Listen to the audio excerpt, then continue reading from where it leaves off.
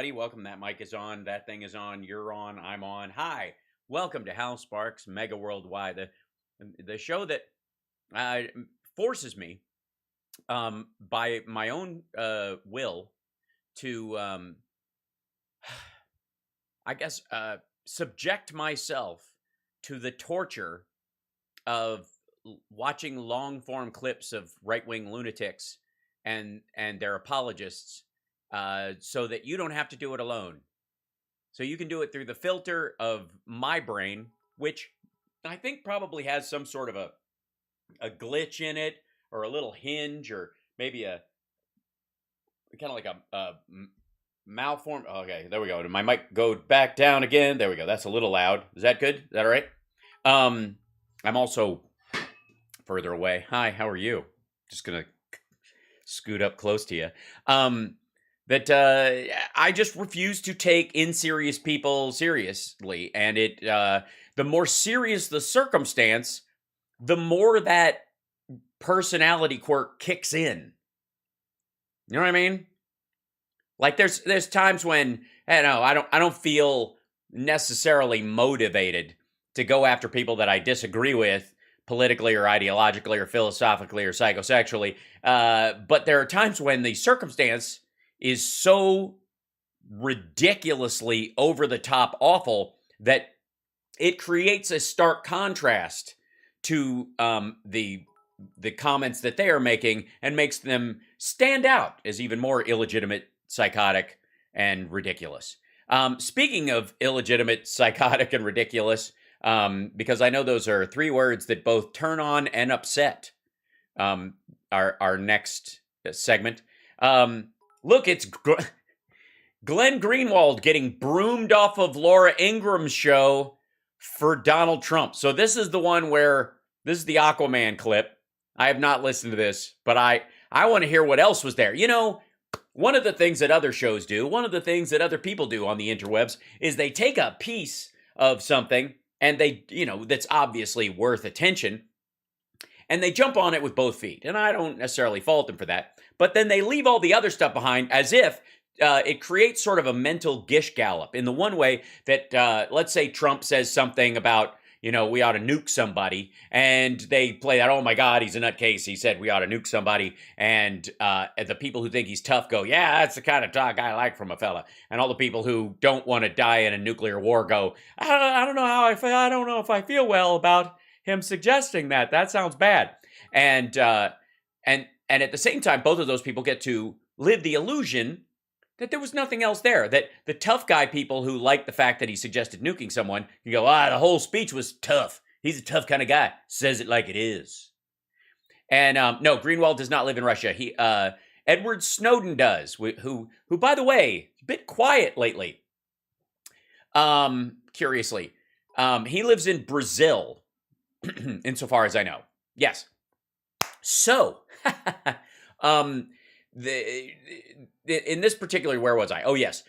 So the people who also hear Trump going nuke somebody and go, oh my God, he said nuke somebody. They're like, oh my God, he's gonna try and do it. He wants to do it. Miss out on the rest of the conversation he had, where it would kind of make all the people who think he's tough go, oh, he's not tough at all. That was just part of a long line of ridiculousness he was just spouting. The rest of that thing was incoherent horseshit. And so he's not tough at all. And then the people who were afraid he's going to launch some sort of nuclear attack, if they listened to the rest of the conversation, would go, oh, he's a blathering idiot. This is nonsense, and I don't fear this man because I doubt he can tie his shoes without farting, and he's surrounded by people who will try to write down the contents of the fart. So yeah.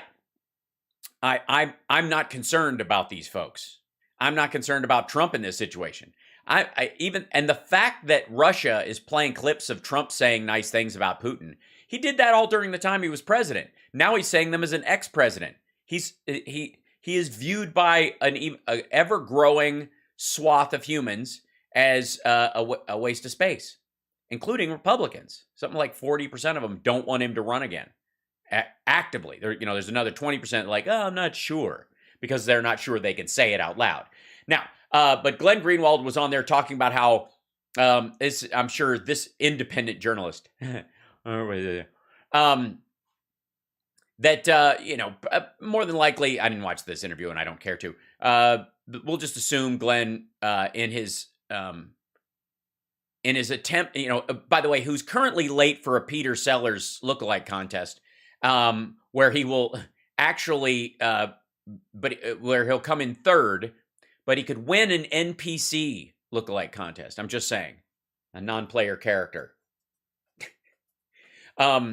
He looks like a shapeshifter who can't make up his mind. So here's something about it's our fault. Whatever's happening, it's not Putin's fault. Putin's not a bad guy. It's not his fault. He's been a gracious host to Yanukovych and Lukashenko and Edward Snowden. He's a mensch. So, hello, Dmitry. Hello. Well, I can. Yes, I hear you. Yes. And you're coming through clear and fine. Coming through fine. Let's see if. Do I have that? Yeah, here. Yes. Hello, Dmitry. Yes. Yes, hello. Yes, you could. Yes. Yes, Dmitry. Do you think you could turn the music down? Yes. That's better. Be careful, Mr. President. I think he's a little bit drunk. Dmitry, yes. Well, I'm calling to talk to you about something very serious, Dmitry. Well, yes, I do like to talk to you. I do want to just say hello, but I've got something. Well, of course I like to say hello. Well, yes. I like to talk to you and say hello, but this is very important. Yes. Well, let me tell you what's going on.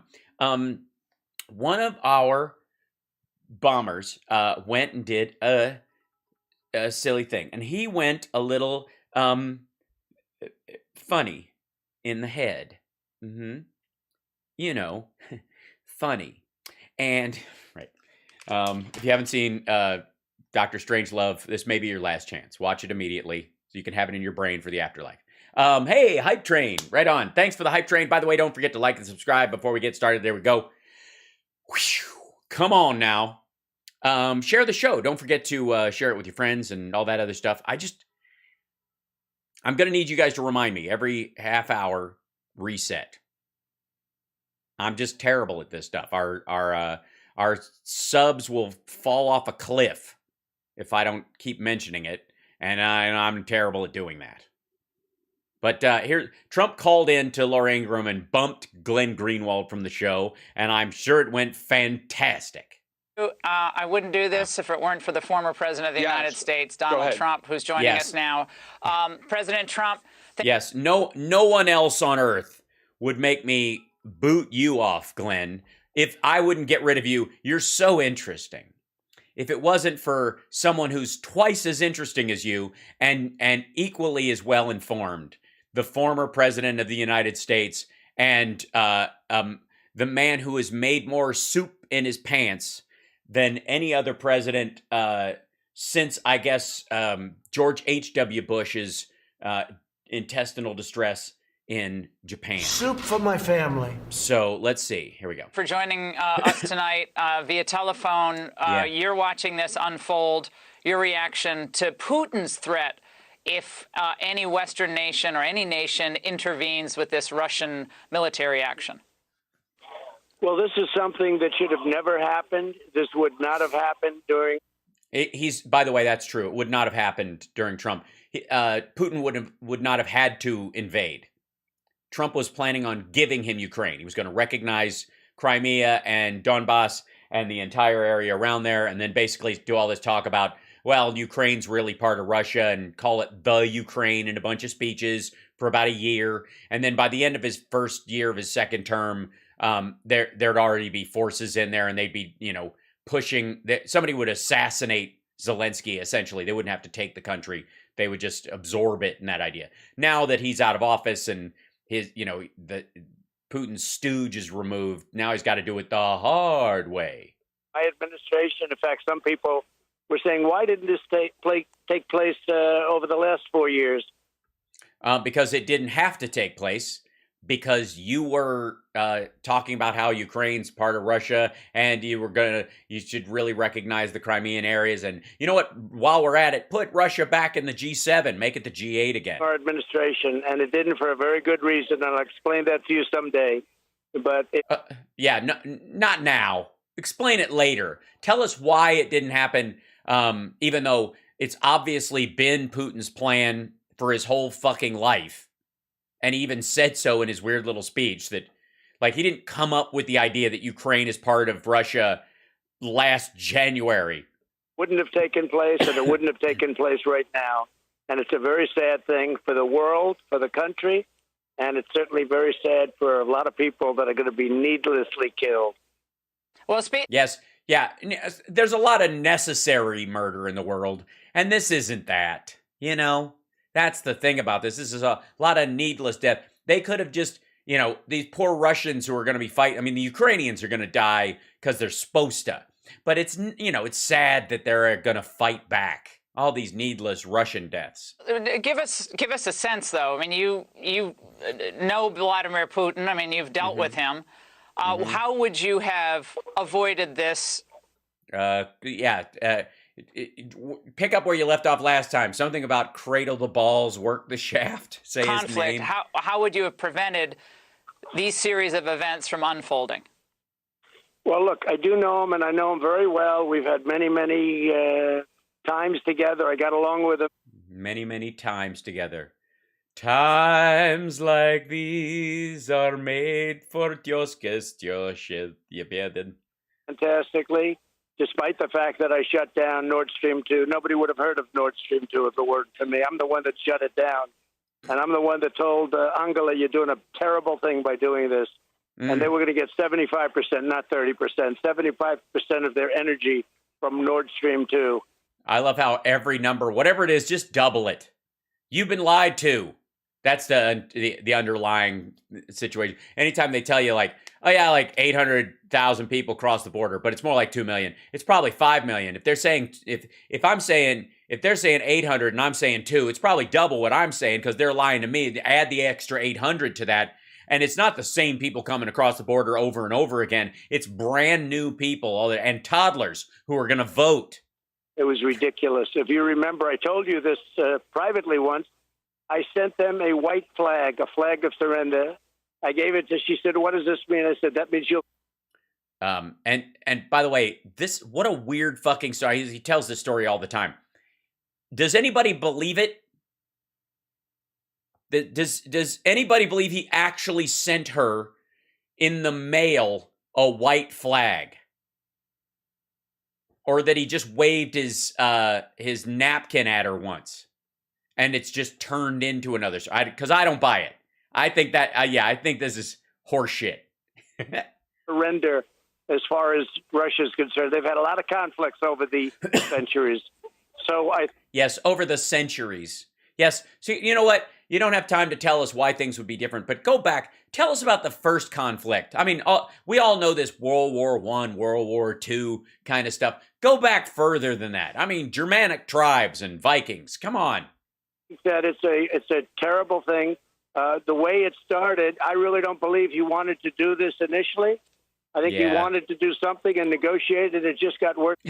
He wanted to take it just by asking for it, and then you know, like there she was walking in a short skirt, and he was like, maybe I'll just ask her to get in the van. And then he had the chloroform and he had the rag in his hand, and it was just like, well, you know, if Trump was around, he could help me get her in the van. But in this case, I'm just going to have to do it myself. It's a little messy. Worse, and then he saw the weakness. And, you know, it really started, I think, with the weakness in Afghanistan, the way they pulled out of Afghanistan. Oh, yeah, that's right. I forgot. We're not in Afghanistan anymore. We were in Afghanistan for 20 years, and we're not anymore. Remember that, guys? Hey, remember when we were in Afghanistan? I really believe that's where he started thinking, you know, he can do this. Because when he saw how pathetic. Yeah, President Trump, I want to just ask you this. We understand that President Biden is monitoring the situation at the White House now and is going to talk to the G7 tomorrow. One of my favorite things was Laura was monitoring the situation. I do it every morning. I'd monitor the situation. That's what I call watching Fox and Friends. So good. Tomorrow? And he's going to talk to the nation at some point tomorrow as well. Your reaction to that approach? I don't think. Yeah, Laura, are you on it isn't she on it 10 o'clock at night? We just heard from the White House they're going to speak, when people are up. Monitoring. I think he's probably sleeping right now. This is a terrible thing. This is something that should have never happened. I really believe that it was Afghanistan when he looked at that horrible, weak pullout, one of the worst, when the military gets pulled out first, when our soldiers are dying and horribly wounded. And, when we leave 7. Oh, right. You mean because of the ISIS suicide bomber that the Taliban that you negotiated the exit with allowed to get through? So I see. Yeah, that killed our soldiers because it was a crush at the airport because you hadn't done any of the homework leading up to. Oh, good. $85 billion worth, over the course of 20 years. Dollars worth of equipment. They're one of the biggest sellers of military equipment in the world right now. Yes, you want some Afghan rifles, never been fired and only dropped once. Equipment that we left at $85 billion. And we left hostages behind, a lot of hostages. We didn't leave any hostages behind. There are no fucking hostages in Afghanistan. Why? Look, I know the rest of the bullshit. Nobody's checking the $85 billion number. Yeah, so not only is there a hostage, but he'll negotiate with him. Tell you what, you can pull a Reagan. You get in, or you'll run again, and then in the lead up, you'll negotiate with the Taliban that you helped get in power by breaking their leadership out of jail, and you can negotiate the release of the hostages. What hostages?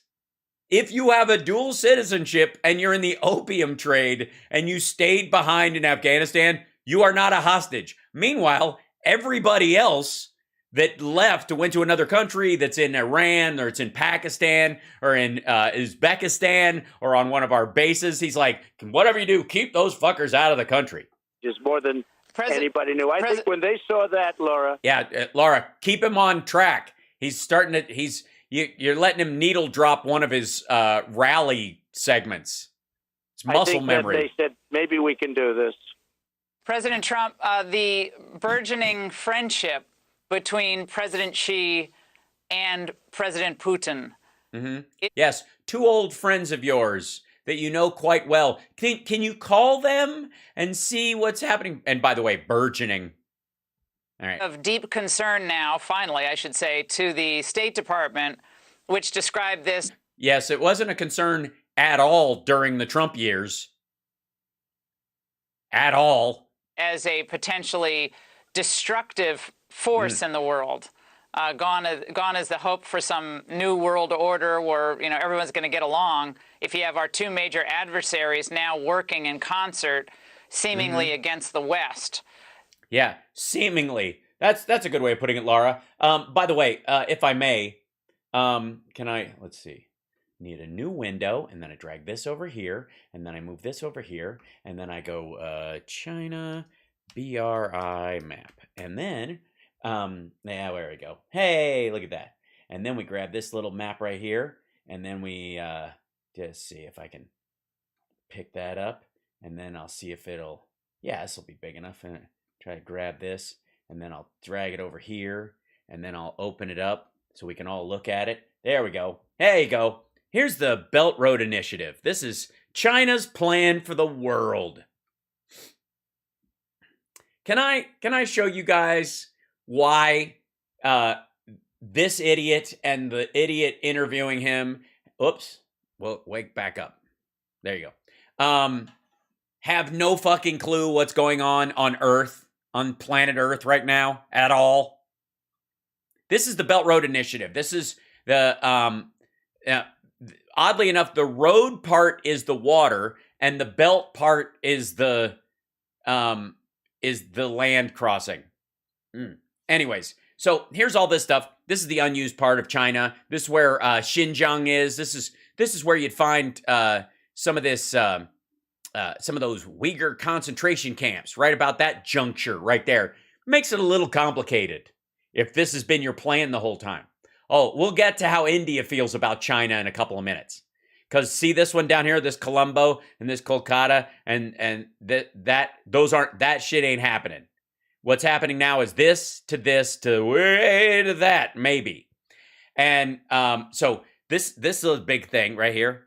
That goes up through Kazakhstan. Remember all that mess in Kazakhstan? No, look at how many lanes this goes through Kazakhstan. Look at all the land up in in Russia.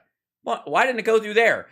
Because the land sucks and the weather's terrible and it's unusable, so they have to do it down here. So China's got the Belt Road Initiative. It's going to go through Kazakhstan, down here through Istanbul and Turkey and stuff, and they're making deals and they want to go through Iran. This is how they're paying off Iran. The problem is Iran's problems are all in this area. This is the area where the Saudis are fighting with are fomenting a breakaway revolution in Iran, and there are Iranians that are fomenting a breakaway group down here. So that's another conversation for another time. This whole fucking part right here is gnarly. It's just like it's Israel and Palestine, but with like ships firing each other. All right, so then so you guys have been looking at this map lately, right? So here goes the big part up through Kazakhstan, goes right through Moscow, up here to St. Petersburg, into this water so it can get stuff out to Rotterdam and into Europe. And this is this is where all the money is. This is where the stuff is. This is where the good stuff is. So you can bring all this shit around. You go through the Suez Canal, and you can ship things in and out of Europe and make money and have trade and all that kind of stuff with Europe. But where does it have to go through? Because the water stuff up here is fine. But look at this. Look at the train station that splits up here, the Belt Road Initiative, breaks off right up here at Moscow. And then I'll be goddamn if it move over here, will you? Right, it comes up through Moscow. By the way, imagine, if you will, China telling the United States, hey, by the way, you know this train line? We bought that. We're keeping that. Yes, and you are correct. The Kazakhstan is where Borat is from. Good, well spotted. So Moscow, imagine if you will, if China said, yeah, we bought Amtrak as it goes through Washington, D.C. Yeah, we'd feel totally friendly about that idea. All right, then what's this little country right here? What's that? What's that? What's happening there? What's happening here? This Belarus, this is Ukraine right here, and then this is Turkey down here, and then the Black Sea. That's Crimea right there. And so you gotta, if you're gonna trade that with China, they have to be able to move through here without having to pay these guys anything. And if this doesn't work out, is the only way to the water, right there. This is also, I'll show you up here, right here. This is where St. Petersburg is. This is where the Nord Stream 1 goes through into Germany, and Nord Stream 2 is right next to it. Goes right to here. Just so you know. Hold on. Right. Shrink this down. Shrink down. Shrink gun. Okay. I guess we have to. Oh, I'm not on the thing. There we go. Shrink gun. The interesting thing about this one is it doesn't show you the other route around Russia. There's another line that goes all the way around. This pink line right here goes all the way around Russia, which makes them also very nervous. So anyways, dude has no idea about this. They're both trade partners and adversarial. Russia is about to learn the same lesson from China that we learned. The only difference is China has a way bigger economy. So it will basically absorb Russia. Did you think that was an important dynamic to disrupt when you were president, given what a obviously powerful alliance that could end up being? Yeah, he broke it up. If it wasn't for him, they'd have been like this a long time ago. Well, I had a good relationship with both, but it was hurt by the Russia hoax, which was a total hoax. Why? Happened with Durham and those reports and other reports, including Mueller. It was just a made-up hoax, and it really hurt our country. But despite honestly, it looks like somebody translating what he's saying. Hoax, I had a good relationship, and had a very good relationship with President Xi of China, other than he wasn't happy about the fact that I was tariffing and taxing the hell out of him, which somebody had to do finally after so many years. But I had a very good relationship. Right. You know, as a young man growing up, I always heard that the worst thing that can happen is if you drive those two countries together. And it really started. Is that really? That as a young man growing up, that's what he heard. Was the worst thing you can do is drive Russia and China together. Well, then why the fuck did you stand by while the BRI was being launched? What the hell is that? Obama and energy, he drove them together because we drove because why?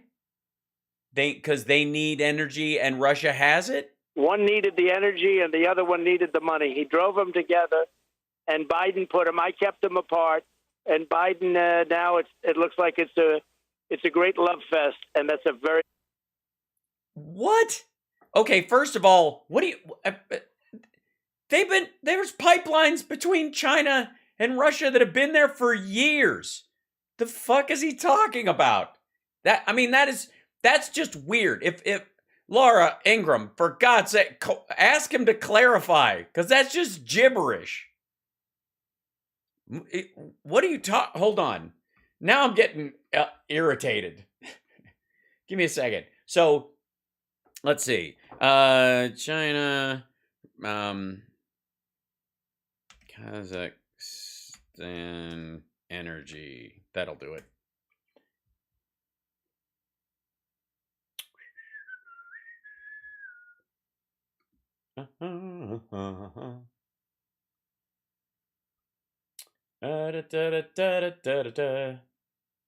This is that's an article about Kazakhstan by interviewing Kazakhstan. Yeah, here you go. No thanks. Yeah, this just happened. Kazakhstan energy hub for China and Europe. Kazakhstan becomes a major energy destination for China and the West, giving increased demand for oil and gas in the near future. At a recent high-level bilateral meeting between Kazakhstan's Prime Minister Askar Min and his Russian counterpart Mikhail Mishustin, you missed Mishustin very much. They're going to get CNG, blah, blah, blah. Kazakhstan, unrecognized energy power and uncertain geopolitical. Due to the importance of its oil, coal, and uranium reserves, Kazakhstan, the ninth country in the world in terms of surface, plays a significant role in the market. Since it obtained its independence in 1991, its development has been intrinsically linked to the capacity to attract foreign investors, especially America, to exploit its hydrocarbon fields, whose complex technical characteristics require the intervention and expertise of Western companies. That's part of the sanction stuff that's going on, too. Oil accounts for 80% of the production of exploitation and extraction category. Exports of mineral products accounted on average for 75% of Kazakhstan's total exports between 2013 and 2020. Geez, did Biden just let that happen? Okay. Created 2012 administrative states to go, KMG, upstream, these are all the companies. Oil, there I go. Commonwealth of Independent States. After Russia, Kazakhstan has the largest recoverable oil reserves in the Caspian Sea region. According to the BP's Statistical Review of World Energy, its proven reserves amount to about 30 billion barrels of oil by the end of 2017. Let's see, that's where the field are. This is from a site that deals with the sales of it. So think of it as sort of the Wikipedia for the resources. Natural gas, Western China. There you go. The ministries of energy in Russia and Kazakhstan aim to promote the market for fuels and vehicles using natural gas and create a supply chain. Therefore, Russia's energy minister, Nikolai Shulganov, and his Kazakh counterpart, Maxim Mizergyayev, have signed a memorandum of understanding in the field of infrastructure development and the use of natural gas as fuel on the international transport route Europe/Western China. Yeah.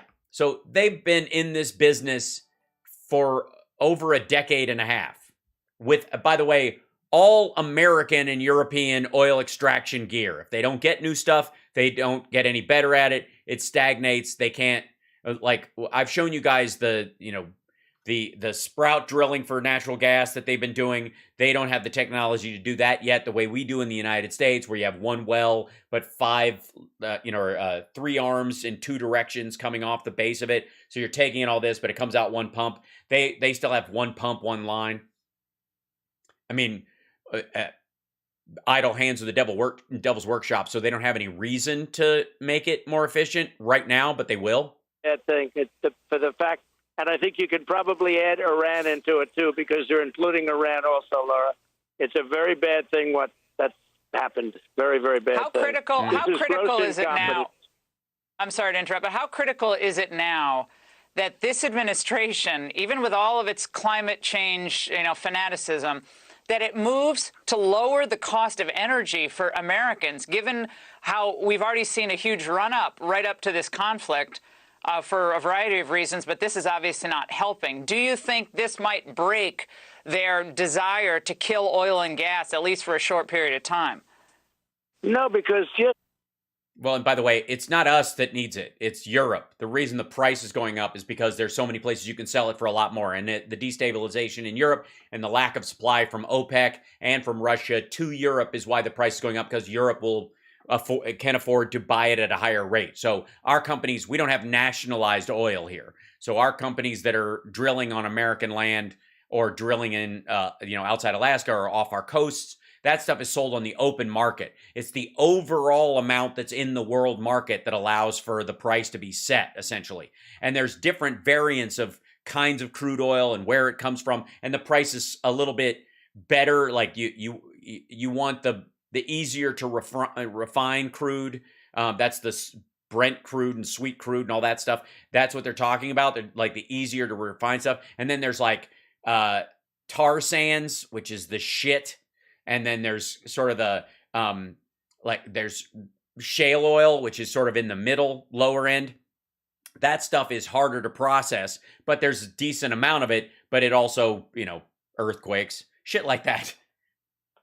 Yesterday, he ended a lot of leases and a lot of the energy and the oil. He ended leases just yesterday because it wasn't. Since when? Hold on. Biden ends leases oil, whatever. Oil gas leads illegal. It's amid legal fight on climate change. Oh, I see. This is what it is. Halts new drilling in legal fight over climate costs. This is what he's talking about. This is new drilling. This is not, by the way, this is not oil that's been found yet. This is the kind of stuff that won't be in the market for over a year, maybe more. Because this is finding oil, if you can find it. Administration halts new drilling in legal fight over climate costs. The Interior Department is pausing new federal oil and gas leases and permits after a judge blocked the government from weighing the cost of climate damage in decisions. Near Port Fourchon, Louisiana, federal judge ruled the Biden administration uses certain metrics to artificially increase the cost of drilling. So it's an exchange between the two. We want to factor that in because the American people don't want to have to pay for it. If you have an oil spill because you're fucking around, we don't want to be on the hook for it. So it's going to cost more to drill there because the damage you do is higher. Biden administration is indefinitely freezing decisions about new federal oil and gas drilling. This has nothing to do with current amount in the pipeline. And gas drilling is part of a legal brawl with Republican-led states that could significantly impact Biden's plans to tackle climate change. The move, which came Saturday, was a response to a recent federal ruling that blocked the way the Biden administration was calculating the real cost of climate change, a figure that guides a range of government decisions, from pollution regulation to whether to permit new oil, gas, or coal extraction on public lands and in federal waters. Under Obama, the government estimated that the damage from wildfires, floods, and rising sea levels was $51 for every ton of carbon dioxide generated by burning fossil fuels. Trump lowered the number considerably, setting it at $7 or less per ton. Upon taking office, Mr. Biden revived the $51 level and set upon updating it further, work that is underway. So it basically just went back to the Obama number. Known as the social cost of carbon, the metric is designed to underline the potential economic threats from greenhouse gases emissions so they can be compared to the economic benefits from acts like oil drilling. Yes, you may get cheaper oil, but ultimately, are you doing yourself more damage? This would be the fast food will feed you and keep you alive temporarily, but your health bills later will be worse. Ta-da! I'm going to sneeze. Hold on. I'm allergic to climate talk. Excuse me.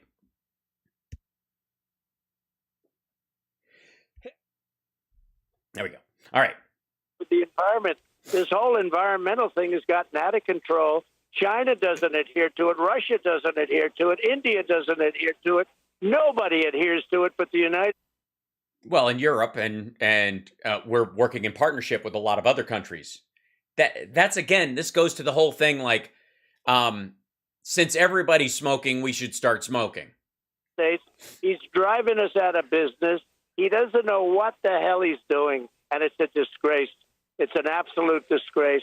We have to get back into the real world now. We had energy at a level that nobody's ever seen. We would have been double the size of Saudi Arabia and Russia. Well, Saudi Arabia is out of oil, basically, and they're becoming cash poor. That's one of the reasons why they're lowering their output, because they can't help but lower their output. Combined in 1 year, we were already bigger, and we were energy independent for the first time, probably ever. They say in we still are. 2 years, probably ever. We were President energy Trump, independent, and he blew it. We're just learning that U.S. officials are looking at a potential amphibious landing now in Odessa, Ukraine. Again, a month ago or 3 weeks ago, all the so-called experts were saying that, Putin was probably going to just be content with staying in those separatist regions. But I think given what's unfolded, sadly, with a lot of weakness in the United States, they just decided to go for it. I mean... Yeah. It's really like, well, the United States is weak right now. I mean, it's the biggest economy in the world, biggest military in the world, and basically they could nuke us into oblivion too. But they don't want to murder a bunch of our citizens, and we don't give a fuck if we murder our citizens, and we don't give a fuck if we murder a bunch of Ukrainians. So we take that as weakness. It looks like they're going for it. And where does that leave NATO, the NATO alliance? Yeah, I think you're exactly right. I think that's what happened. He was going to be satisfied with a peace, and now he sees the weakness and the incompetence and the stupidity of this administration. And as an American, I'm angry about it, and I'm saddened by it. And it all happened because of a rigged election. This would have never happened. And that includes inflation, and that includes millions of people pouring in on a month. Okay, first of all, inflation is occurring because of supply shock. It's not a monetary policy thing. The Fed's been buying up treasuries. We're not awash in cash. There's not a lot of more money flowing in the system than there was before. There just isn't.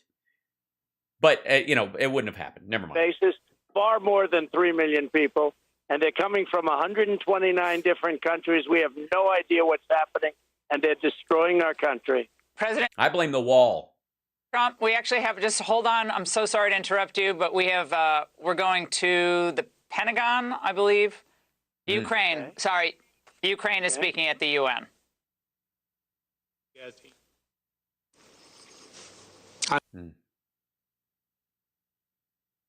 Whoops, what happened? Did they cut out of the thing? Hold on. Did they cut out the Ukrainian part and then come back to what she was saying? What happened? Oh, there we go. Somebody overlaid that. Zelensky earlier today, President Trump, where in Russian, he doesn't like to speak Russian, but in Russian, he was essentially imploring Vladimir Putin not to invade his country. Now we basically have the Ukrainian ambassador to the United Nations looking like a defeated man. Your final reaction? Yeah. You know what it's like to be a defeated man? Tell us how you feel. Let us know, maybe you have an insight since you've been recently defeated. By the way, you're watching House Sparks Mega Worldwide. And I thank you. I think the whole thing, again, would have never happened. It shouldn't happen. Never. And it's a very sad thing. But you know what's also very dangerous is you told me about the amphibious attack by Americans. You shouldn't be saying that because you and everybody else shouldn't know about it. They should do that secretly, not be doing that through the great Laura Ingraham. They should be doing that secretly. Nobody should know that, Laura. Nobody should know. That was the Russian. Those are the Russian amphibious landing. I thought you said that. I thought you said that we were sending people in. No, I did not. No. That would be news. But by the way, if anybody was wondering if he's still getting his briefings, or if they do offer him, he gives a shit, there's your answer. That's all. And you know what? Hey, that's all we need. That'll be next, okay? Now, we ought to protect our own borders. You know, we ought to get to the southern border and start protecting the southern border. Yeah, first thing we got to do is tear down that fucking wall, because it doesn't work. It's made it worse. I mean, if the numbers are worse than they were under Obama, then and what's the difference between now and then? The wall, clearly. It's a very terrible situation. It's a situation that should have never happened, Laura. Well, there was a poll that just came out today. I think it was a 36% support, American support for increased military involvement in Ukraine. So there does not seem to be, at least right now, public appetite for us to get involved militarily. President Trump, we really appreciate your joining us tonight. Yeah, and Biden knows this. He's not sending people in. On what is going to go down as a very historic series of events in Ukraine. Thank you so much. And back with me now is Fox's foreign correspondent, Trey. You just broomed him. Shit, he didn't even wait to say goodbye. That's kind of amazing. Okay. Hold on. We will come to you for more updates. Hello. Now, this is being called... Hi, pardon me. I know. So, CPAC is going on in the middle of this nonsense. By the way, you're watching Hal Sparks Megaworldwide. Hold on, I'll do this. Hi, you're watching Hal Sparks Megaworldwide. I'm on every day, just about. Not always on Sundays. Most times I'm not on Sundays, but occasionally. And I'm in on the afternoon from 3 o'clock till 5 o'clock, approximately, depending. Sometimes I go long because it's necessary, because we do these full clips. And then the morning show, Monday, Wednesday, Friday, because I would do it every day. But Tuesday and Thursday, I go to the gym early, and it's just a scheduled thing, and I just leave it at that. And Thursday afternoons, the show's on an hour later because of family FaceTime. But other than that, I'm a pro streamer now. I'm doing it like you're supposed to. This is me doing the pro streamer thing. Look at me making it work with my graphics package that I made myself, and my little Venmo so people can support the show. All right. Don't forget, you can become a patron, patreon.com/HalSparks. You can also like and subscribe. Just give a thumbs up. Or if you're a troll, please give a thumbs down. Please write something in the chat. Please say something so that the algorithm knows that I'm engaging. Because I know what I'm saying a lot of times makes you very upset. You can't just sit there on your thumbs pretending they're Trumps. Moon River, you gotta activate. You know what I mean? You gotta get involved. You gotta go, this guy, boo, like that. You know what I mean? Otherwise, yeah, you just just taking up space. That's not right. Okay, so CPAC, Ted Cruz, and if we feel like it, Josh Hawley. I also have DeSantis, and then I have a Hannity clip, and then Tulsi Gabbard. But we'll see what I have. It's time for It's time for Ted. It's Ted. Shut up, Ted. Just go ahead. Ladies and gentlemen, please. Hi. Derp. Okay, and the winner of the least presidential walk in history is Ted Cruz. What is happening? Did he not get the memo that you have to you got a macho walk, otherwise look at this.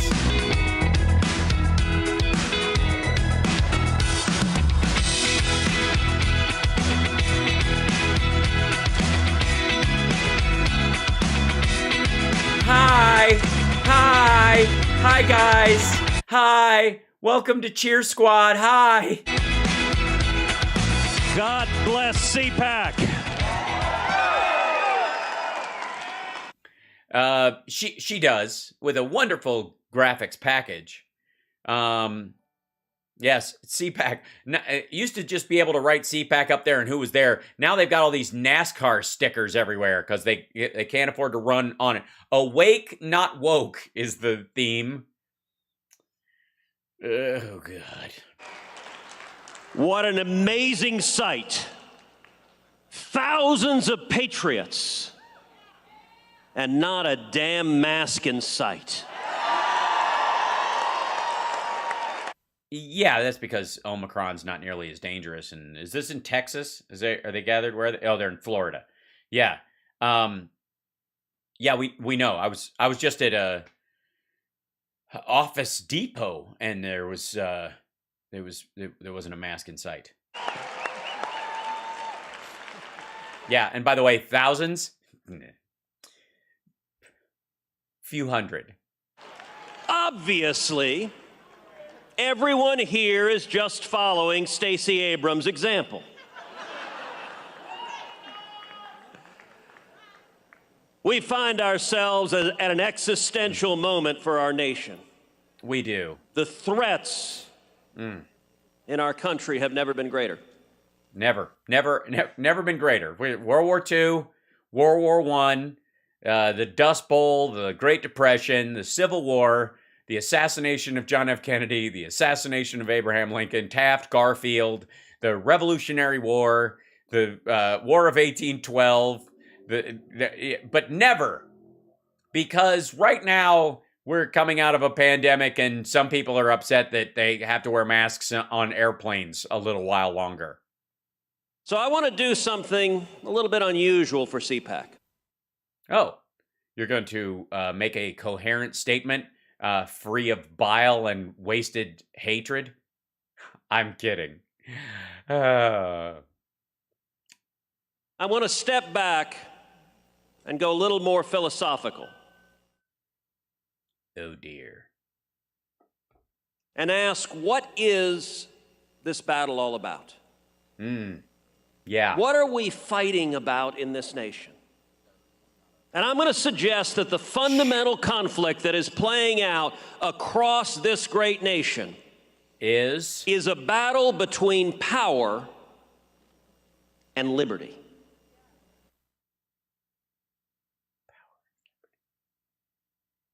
So Washington and people who work in Washington and who have been in office for a while are the power thing, and they're trying to stop your liberty. So if you want to be free and experience true liberty, you need to get rid of people like Ted Cruz and vote him out of office, because no one should have more than one term, because the power goes to your head, and that's antithetical to liberty. Thanks, Ted. Okay, go ahead. The two are in fundamental conflict. No, they aren't. As a matter of fact, the power of the United States comes from the fact that we have liberty. It's infused in the concept. As a matter of fact, we have the liberty here to elect officials who, when there's an emergency, can recognize that emergency, set standards for us to live in that will protect us as best they can during that emergency, and then when the emergency's over, turn them off instead of leaving them on as a permanent fixture. Kind of like masks and vaccines and that kind of stuff, which is currently what's happening. We've had this happen before. Some of them you keep on, like polio, smallpox, whooping cough, those kind of things. You keep getting vaccinated for those kind of things because it's an ongoing threat, because we're an international country. People want to come here from all over the place. So anyways, right. We are seeing it every day. Vaccine mandates versus doctors and nurses. Or doctors and nurses promoting vaccines. That happens mandates versus kids in school. Well, no, I mean, as someone who used to be a kid in school, everything is against you. Spotify versus Joe Rogan. That was supposed to be a punchline. That was supposed to be on the third one, because rule of three, that was supposed to be funny. GoFundMe versus Canadian truckers. And he bailed himself out with that one because the Spotify thing didn't work. Justin Trudeau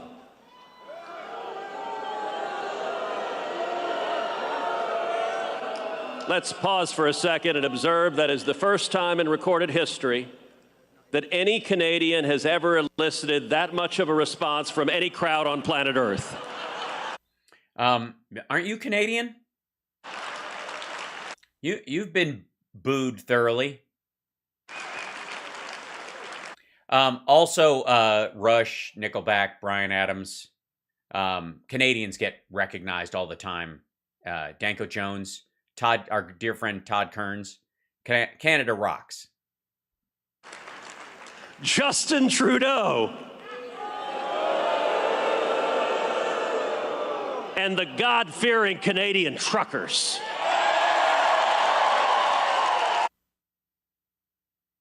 You mean that? So the other 90% of truckers who aren't participating in this bullshit aren't God-fearing.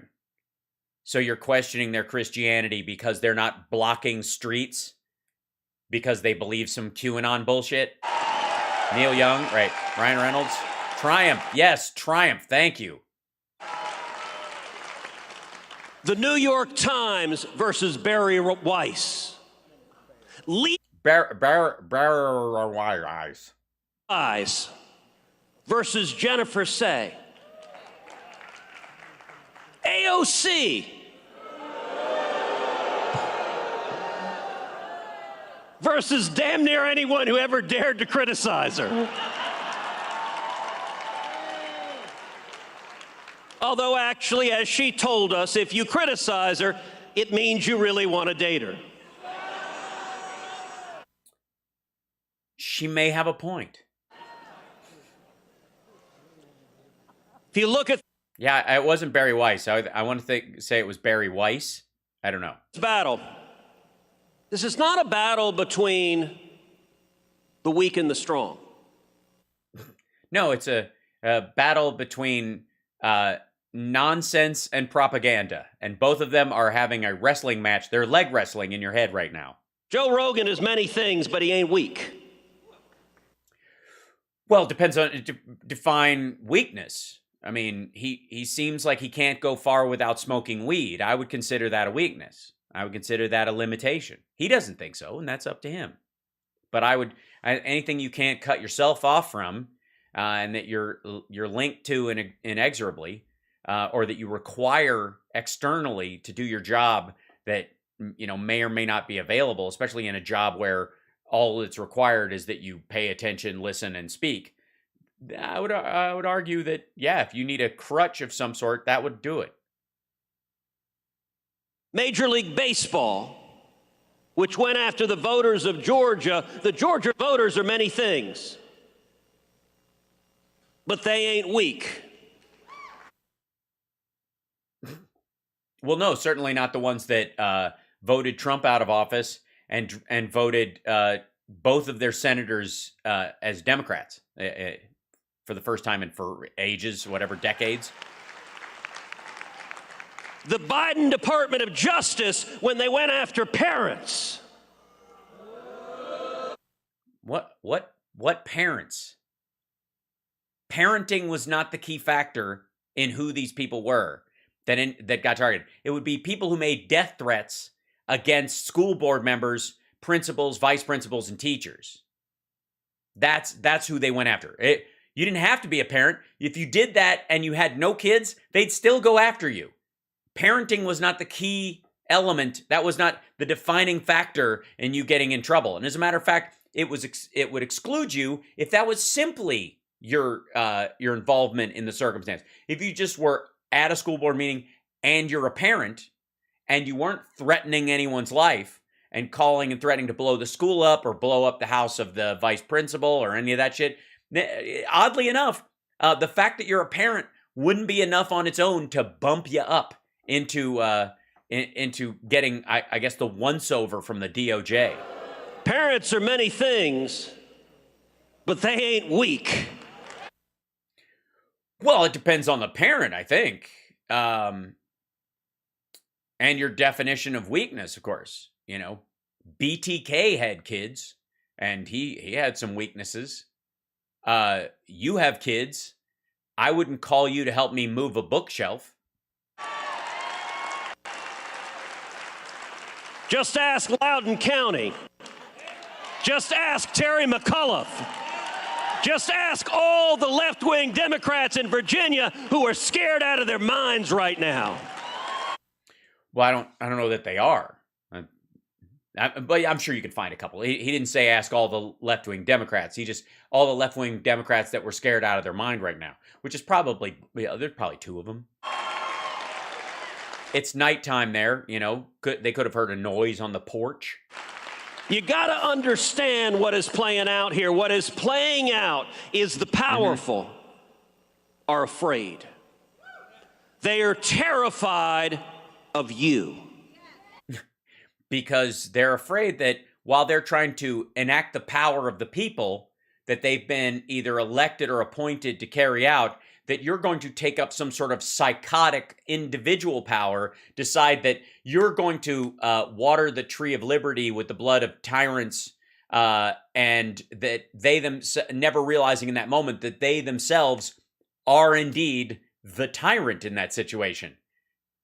See, if the neighborhood votes for a school board and that school board has a term and they're making decisions, you can go there and you can argue with them and they'll hopefully shift things. But then the next time it comes time to vote for them, you vote for somebody else if you dislike it. Whereas interjecting in the middle and saying, I'm going to blow up your house is not necessarily an act of someone weak acting out their will. That's an act of blatant power. You are choosing your own violent power over that of the rest of the voters. They look out at the men and women in this room and you scare the living crap out of them. Well, no, I mean, I don't find any of the people at CPAC particularly frightening. I'm sure there are a couple of violent ones there, but there's 20% of any large group has some mental illness in it that can be dangerous. So, I don't know that group is motivating anyone to go like, oh God, what if they... They are afraid of truth. They are... Like what? Give me an example of truth here. Afraid of liberty. That fear is driving them. Yeah, like a woman's right to choose. Yeah, that kind of liberty. That's the kind of stuff. Oh, wait. They suggest a principle, a very simple principle for conservatives to understand. Yes, in deference to everyone there. Very simple. And big is bad. The fuck are you talking about? Big is bad. Dude, I would argue when it comes to your waistline and Trump's waistline, yeah, in your case, it's too much. It's not healthy. Fix it. But also, when the fuck... Of course, these guys think bigger is better. Have you seen the trucks these assholes... Like, go out into the parking lot of CPAC. Are you going to see a lot of small commuter cars? Do they believe that the value of the Republican Party is only because it's a bunch of small chapters? Right? Big is bad. At least that's what my wife tells me when I'm getting out of the shower while she's laughing. Across the board, big government sucks. No, it doesn't. And big is relative, by the way. You need a government big enough for the threats and the circumstance that are in front of it. You don't want a country with an economy the size of ours. So it's $26 trillion a year in GDP.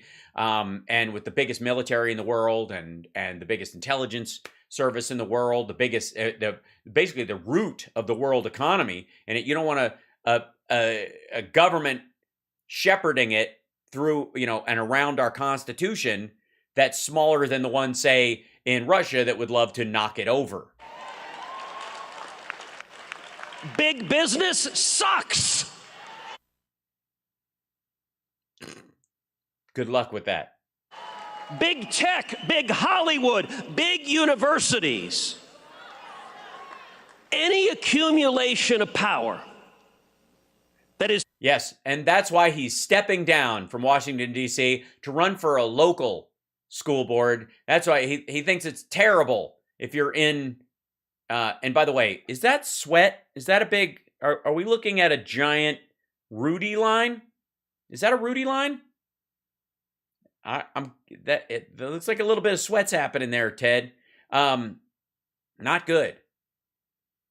By the way, no one there believes this bullshit. They all, like, they're not, what, you're not going to go to McDonald's anymore? You're not going to go to Walmart? Walmart's the biggest fucking chain in the country.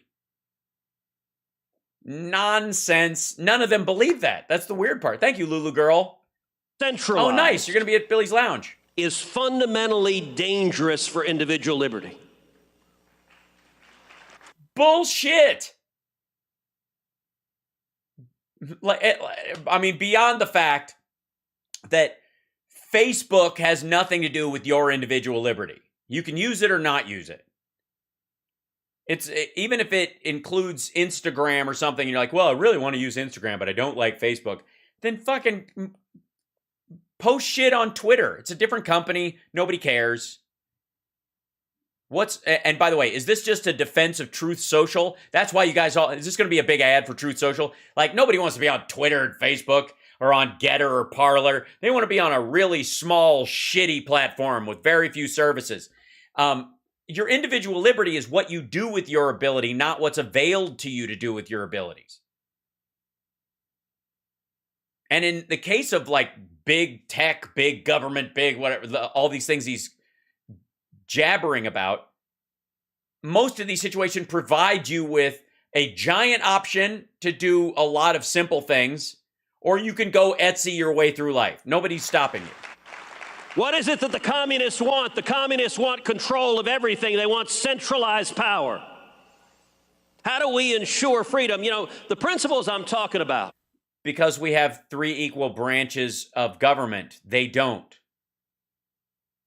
Because it has to pass the sniff test in the Constitution.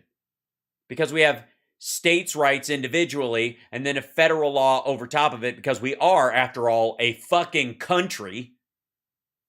And not just a bunch of, like, Wild West territories flailing our way through time. Who the fuck wants that? Oh, God. Yes. Our military is gigantic. So, yeah, that's the big problem. Ted wants our military to be tiny. Because it's the size that's wrong. Were said far more eloquently, far more elegantly 2 centuries ago by James Madison. By the way, big words are terrible. Said goodly. Said purdy. Just say, said it purdy. Long time ago. That's the problem I got, Ted. You're using too many big is bad when it come to words, man. Federalist 10. Yeah. James Madison talked. By the way, I like them Federalist Papers. That's all that's like the B-roll from the Constitution. That's all the shit they were like, nah. They like, nah, chapter 1, nah, chapter 2. About factions. That was an old word for special interest. Yeah, factions, like 1/5, 16/12, 9/45. And he said factions, if they're able to seize control of government, will strip away our liberty. Yes, so small, what you're saying, I get you. Small factions, if they're able to seize control of the government, that's dangerous and fucked up. So what you really want to look to is 2 big parties, or 3 that are really big and that encompass a lot of people. Because if a small faction of, like, I don't know, conservatives who gather together in Orlando, I'm just picking this out of my ass, want to take over the government, that's bad. Gotcha. Okay, I figured it out. That's and good. The genius of our Constitution is the checks and balances that divides government, that makes one branch fight with another branch. Makes the executive and Congress fight, makes Congress and the judiciary fight, makes the federal government and the states fight. And what the frame... Well, I don't know that the fighting's the point, dum-dum. Wait, we supposed to get along. We're just supposed to work stuff out. I'd say argue. We ain't supposed to go to fisticuffs, you dumb shit. Their genius was. The Supreme Court has called it splitting the atom of sovereignty. And that if the factions, if one faction can't seize control of everything, then they can't use that power against the people.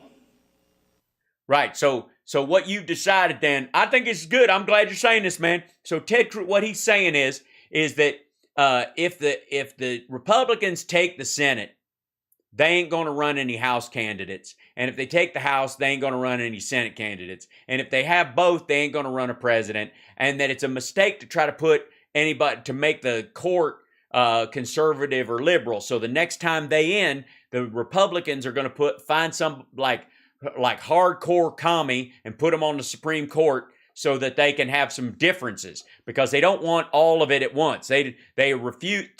Ted is saying that none of that shit's gonna fly. You cannot have a one party run the presidency and have the SCOTUS and have the House and the Senate. That's wrong. So they just gonna make sure that never happens again.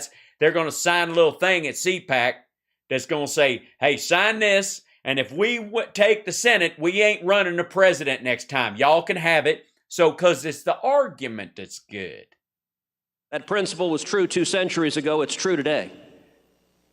Why is our liberty so under assault? Because giant corporations, giant tech, giant government, they work together hand in hand. Hey, it's hand in glove or glove in love. No, love in glove. I always get it mixed up. I don't know. You look at what happened with Joe Rogan, Jen Psaki. Oh, come on, Jen. Those are two different people, by the way. Psaki doesn't get the Justin Trudeau treatment. Yeah, when you need a crowd to boo a woman, but what you need to do is get Trump out there, give him one of them vocal splitters, make him sound like a lot of people, and bring your wife out. I'm sure you'll hear some boos. All right. You know, Peppermint Patty deserves some love. I gotta admit, man, I had a crush on Peppermint Patty when I was a kid. Lucy was a bit rough for me, man. She had an angry side, and I've always believed that all shrinks are crazy, so I don't trust her at all. But Patty, man, see, you can tell she's a fine woman. Patty, when she grew up, became a woman, she had visible triceps. I've always found that attractive in a woman, because if there's a flood or there's a bear or some shit, I want her to be able to snatch them kids up with me and run a mile without having to stop and take a break. And you're going to need somebody with a visible tricep for that kind of shit. So, yeah. I still got a crush on Peppermint Patty. Hey, man, don't get me started on chicks with freckles. Jen Psaki from the White House podium said, billionaires in Silicon Valley, please silence that pesky Rogan guy. Wow, I can't believe she said that. You got a big screen behind you. You should put that up on the screen so they can see her do it, because that's terrible. There's a pattern of government asking big tech to silence dissent. There's a pattern. Like blue lines and red lines conversing and a bunch of stars, and they all line up together. There's a pattern. Show it. You got a big screen up there. Tell them to throw up slide number 1. That's what I do. In Canada, the Canadian truckers. What? Wait a minute. Hey, fucko, it's America. The fuck did I give a shit about what Canada does? Honest to fucking God, man. Why don't you just bitch about Venezuela or Bolivia or some shit? None of my goddamn business. Everything stupid they do makes this country look better. I got no complaints. Shut the fuck up. Canadian government says, GoFundMe. Billionaires. Yeah, but they go, hey, good fund me, eh? They throw an A on in there. Please silence these pesky truckers. By the way, the workers of the world had a revolt, and the left is pissed. Well, no, I think there's only like 10% of them truckers, and only about 10% of that 10%. It's not the truckers of the world. You know what I mean? But I get what he's saying. They's commies. That's what he's saying. They's commies, and they was expecting the commies to rise up and shit like that. But again, this is what you would call a faction of them truckers.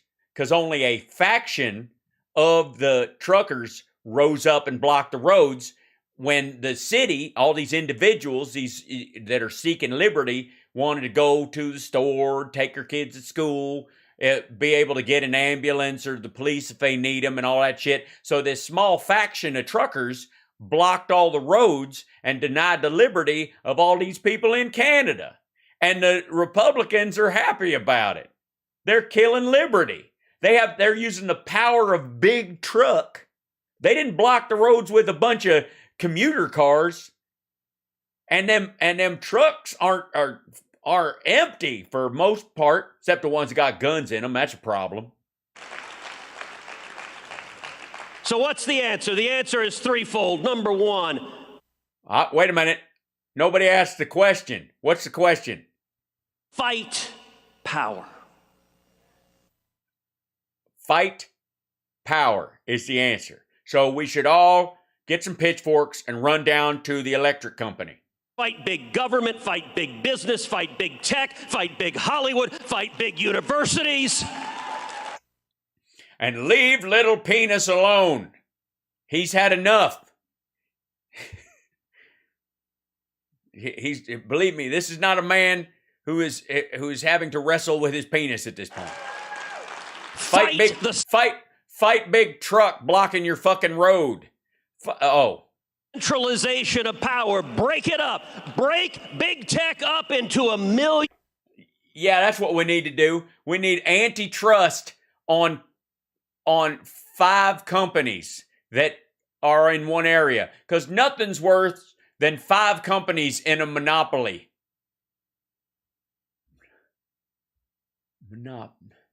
Monopoly, do do do do do. Monopoly, do do do do. Monopoly, do do do do do. Hey!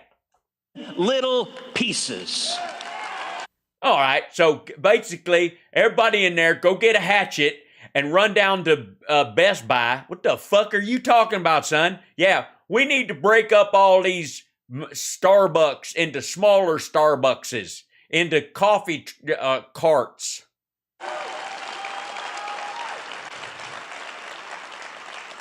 Fuck are you wooing about? Decentralize. That's right. Break up. First thing you need to do is break up big CPAC. CPAC is anti-liberty because it's a singular conservative political action committee. They ain't another one like it. And it's shutting down all the little ones. And you got to break it up. Like, basically, get up there, start dismantling that stage. Like, even the big, the penis, the big pretend penis stage, break that up. Break up the big screens, make a lot of little TV sets until it looks like Johnny Mnemonic. Just had Wayne LaPierre talking about guns. Why is it the left, when they seize control, they immediately want to take away everyone's guns? Well, it's because the NRA has put all the other gun rights groups out of business. They shut them down. And then, there's some people who want to make smart guns, which I quite frankly would like, because I love me some guns, and I also have trouble with math. So I would love to be able to Siri my gun when I'm like, hey Siri, what time is McDonald's close? And so my gun had. I found 12 options. Yeah. McDonald's on South Rainbow Boulevard is open today from 7 a.m. to 7 p.m. Thanks. Would you like to hear the next one? No, that's fine. Thank you for my gun. Okay. See, that's what I want, a smart gun. That can tell me, I named my gun Siri. I'll let you know. I did. So I could talk to it. I did not expect an answer. Because then the state has a monopoly on force. If the only people with guns are the jackbooted thugs. Oh, all right. So police officers are jackbooted thugs. We straightened up into G. Gordon Liddy territory. So he's about to break into fuck the police, and we're about to find out what kind of rhythm this boy has. Come on now. And liberty is gone. Yes, the jackbooted thugs of law enforcement. Liberty is gone if they're the ones that have all. Yeah, well, that's right. Hey, man, if the drug dealers can't shoot back with automatic weapons, Fuck, man. So we need to decentralize. We need to break it apart. It's one of the reasons why I am so bullish on crypto, on Bitcoin. Oh, I know, because you dumb.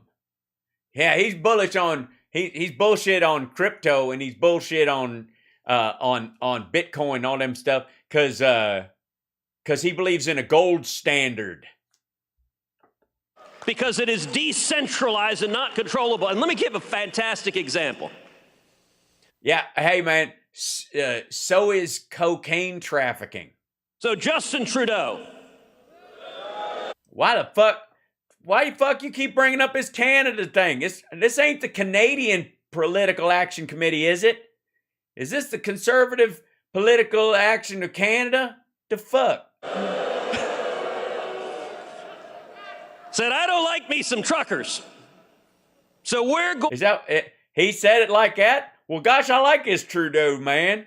He talks like me. I don't like me some truckers. That sounds like something I would say. To seize your assets. No, I think he said ass hats, which is what made you nervous. So then the court went to try to seize the crypto that was being given to the truckers.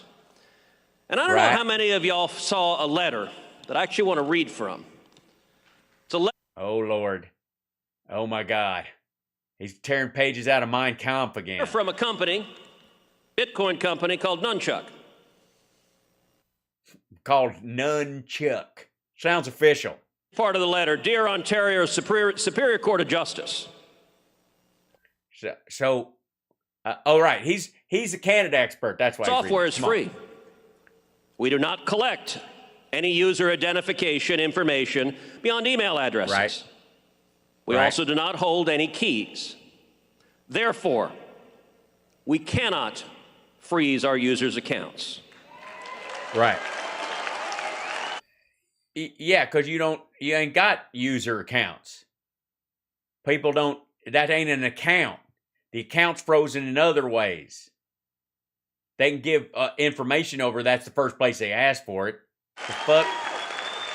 Yeah. Who is that? By the way, that letter was on the Ontario Superior Court trying to dig up some money that was that human traffickers were using.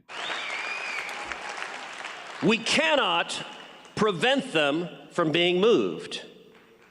We do not have the knowledge of, quote, the existence, nature, value, and location of our users' assets. Right. They ain't standing up for liberty. They're just saying, I didn't see the accident, essentially. This is by design. Please look up how self-custody and private keys work. When the Canadian dollar becomes worthless, we will be here to serve you too.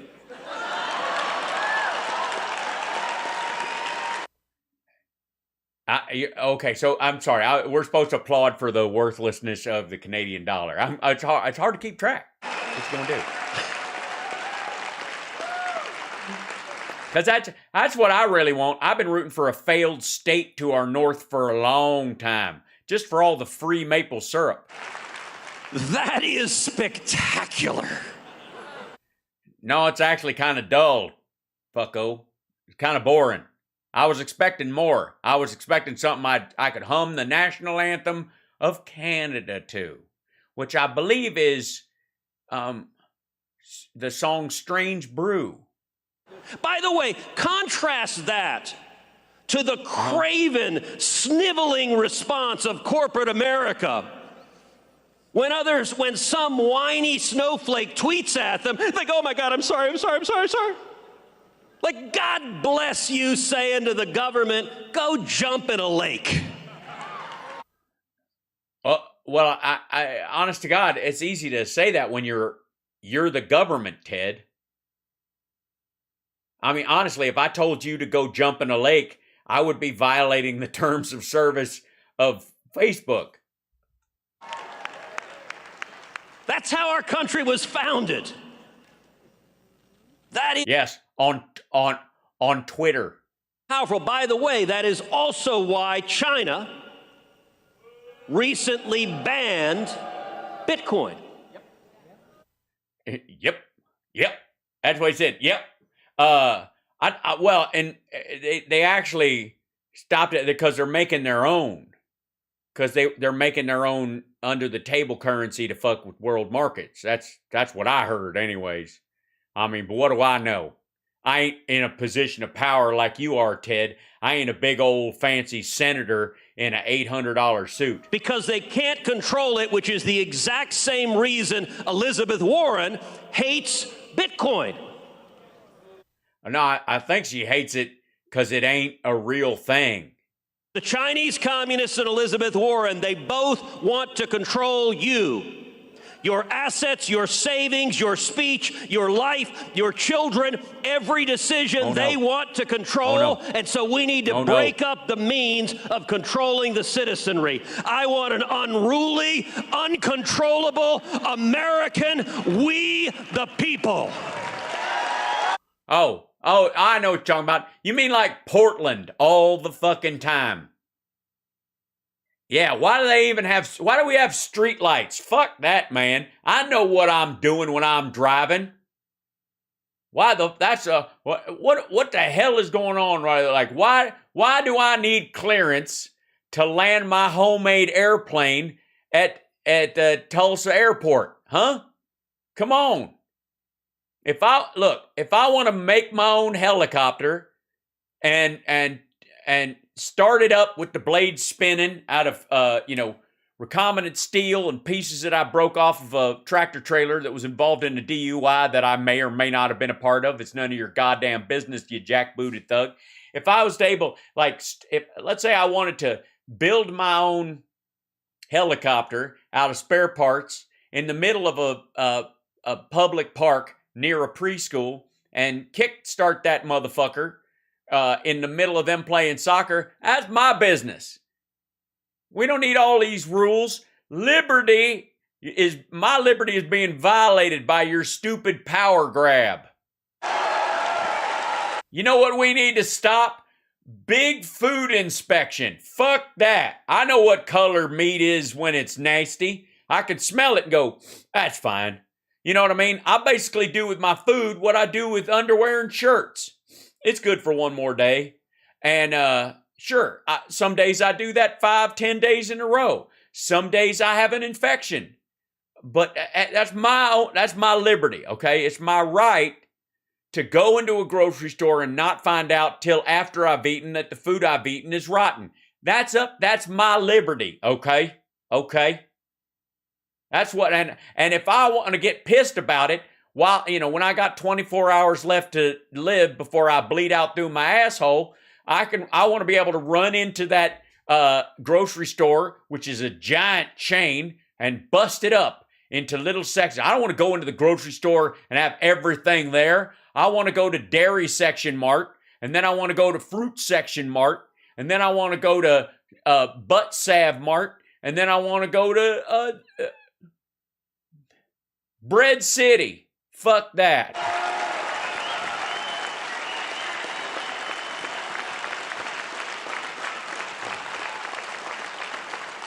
Yeah, absolutely. Thank you I appreciate that round of applause. I'm glad y'all appreciate the fact that I don't like big. As a matter of fact, we need to break up big trucks. These motherfuckers can have their engines and their wheels and their windows and their big tankers and all that stuff, but they cannot be attached. There's too much power in that shit, especially when I'm driving my homemade helicar.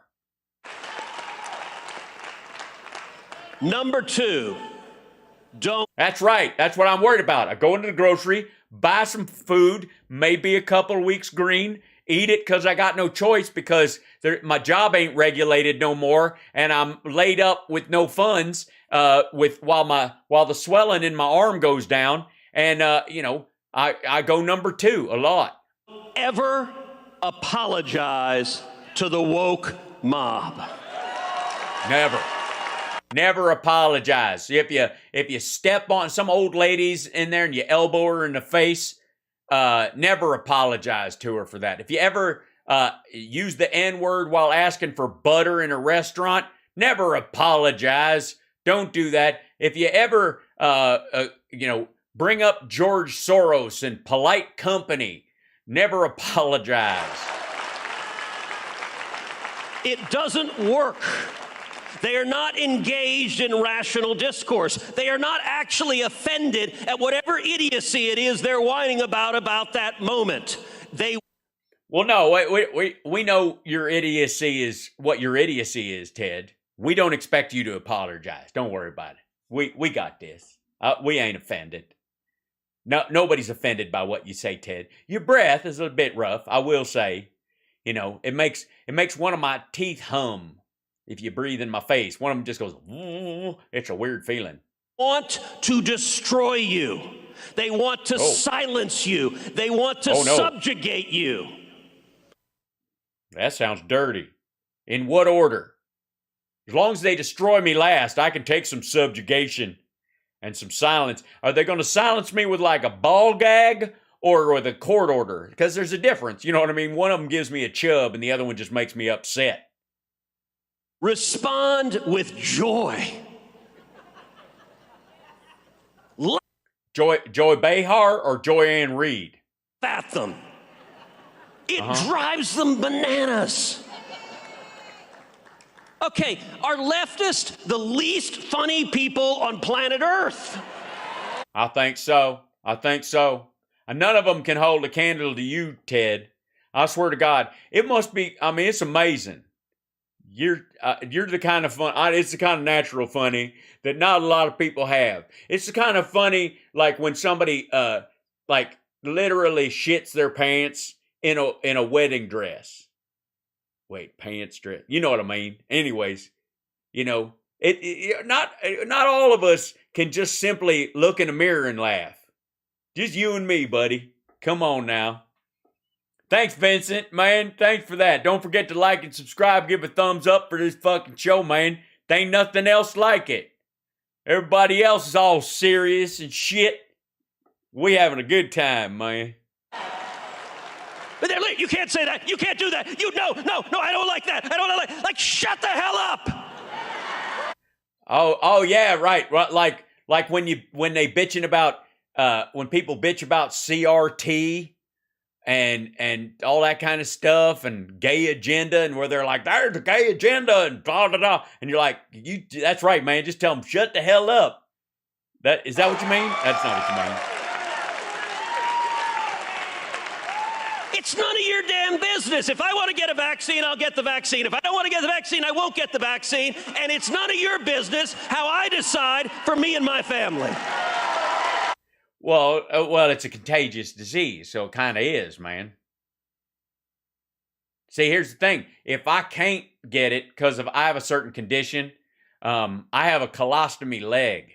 And sometimes there's some of these things I just can't get them. I can't, and so I need to know if somebody's been vaccinated so I can be, whether I can be around them because I might pass something to them. Because I can't take it, right? So I'd like to know that I'm in a place, if I got to go to work, everybody there's been vaccinated, except for me, because I got, I'm on a pump.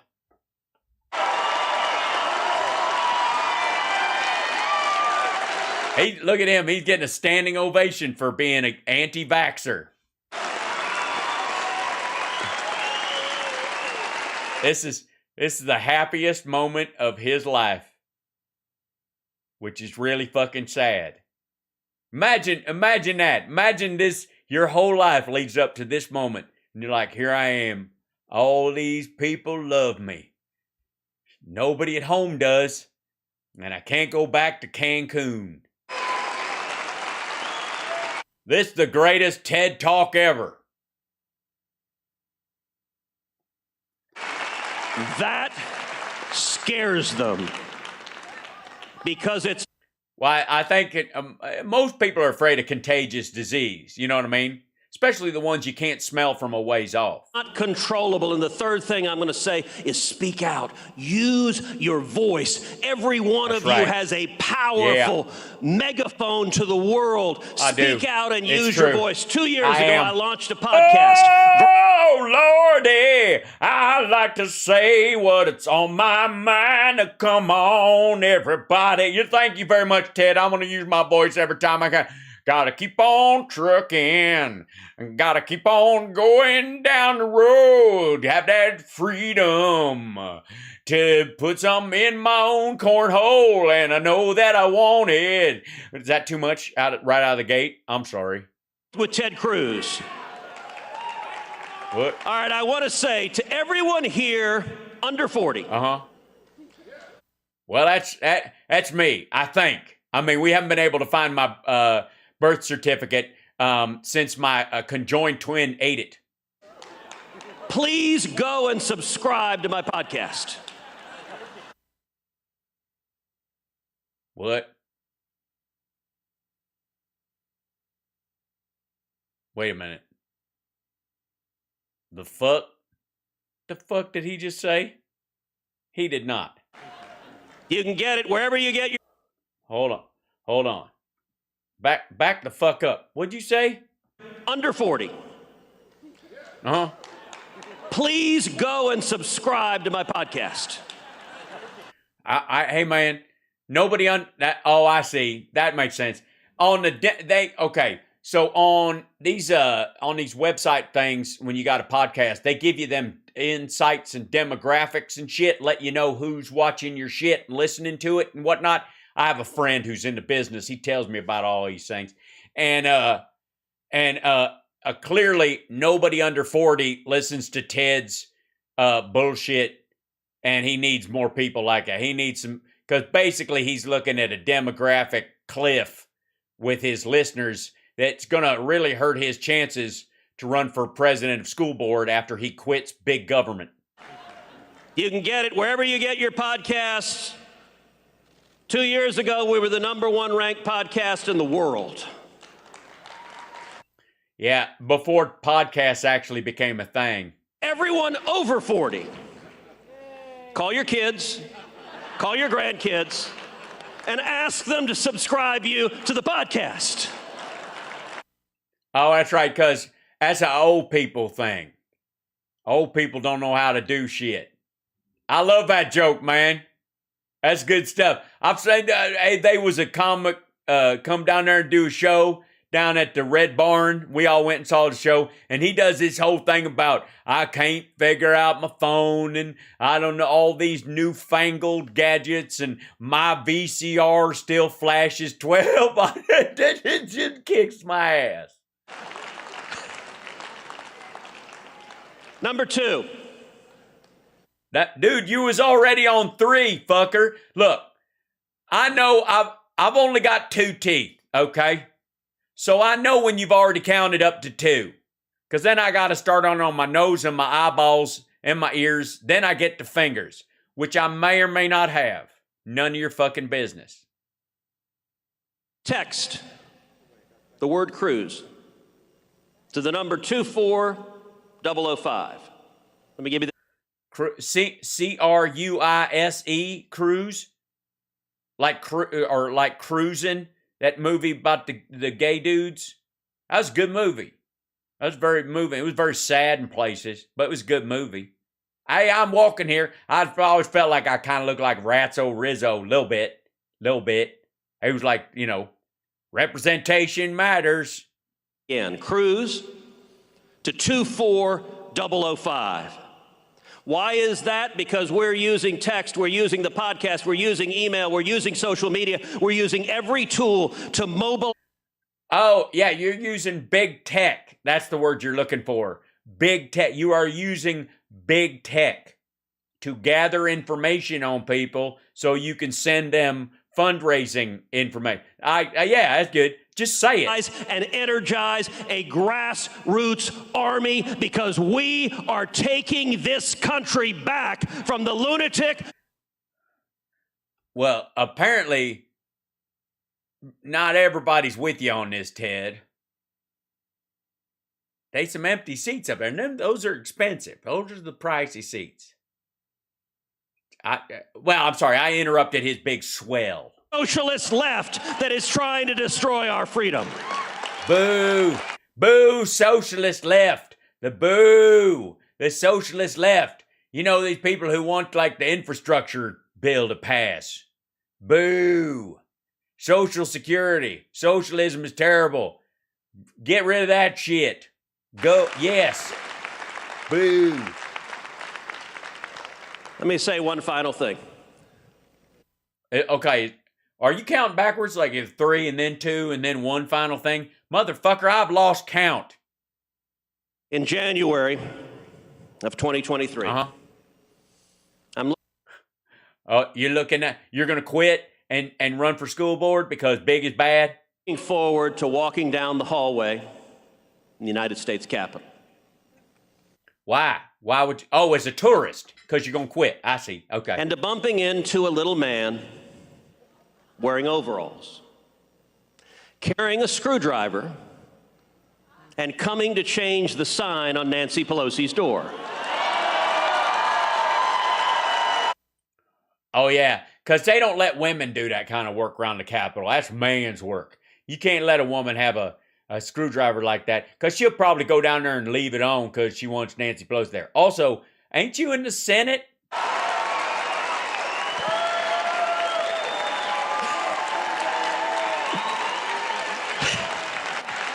So basically what you're saying is you don't expect to take back the Senate. I noticed you didn't say anything about Chuck Schumer. Unless he's going to go, and then they're going to go down there and do Chuck Schumer's next. Good night. Is going to get on her broom. Okay, no, that's not fair. That's not fair. You're gonna get on your broom. I see. She's gonna get on her private jet. Oh, that's good. Called the USS Broom, and fly back to USS. That's a ship, dum-dum. Yeah, USS something is a boat. That's always a fucking boat, dummy.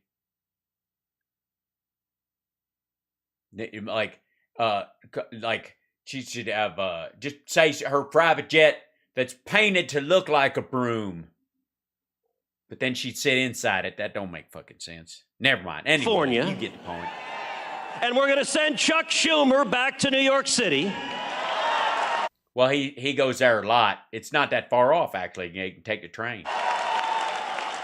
And then we're gonna tell Joe Biden it's 2025, and he'll just wander back to Delaware.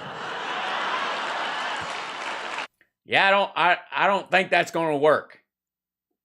Even if you do manage to get the House and the Senate, that dude's in there, man. Maybe longer than you are. That's curious. Is he up? Y'all know if he's running this year? He probably is. That's why he's at CPAC. Asking for money. Change is coming. It is powerful. Yeah, I can feel it. A change is coming. I have some hair in some interesting places. Know how powerful? Find me one person on planet Earth who doesn't know what "Let's Go Brandon" means. Well, it's we know what it means, you know. I know what communism is too. Just because I know what it means don't mean I'm for it. Right? And not just in red states. How many of you saw at the New England Patriots game in Boston the entire crowd chanting "Let's go Brandon"?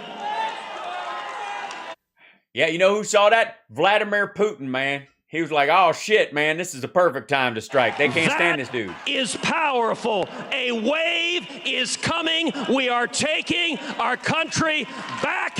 We are Well, he ain't, yeah, except that Brandon dude, he ain't running this year. Yeah, I mean, that's your problem. That's what you're running up against. He ain't running this year.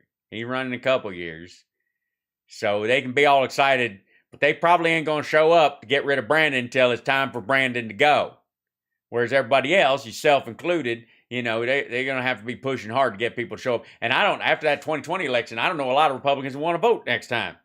I got to be honest with you. Up to power, we are defending liberty, we are defending the Constitution, we are defending the Bill of Rights, and together we will save this great nation. God bless you.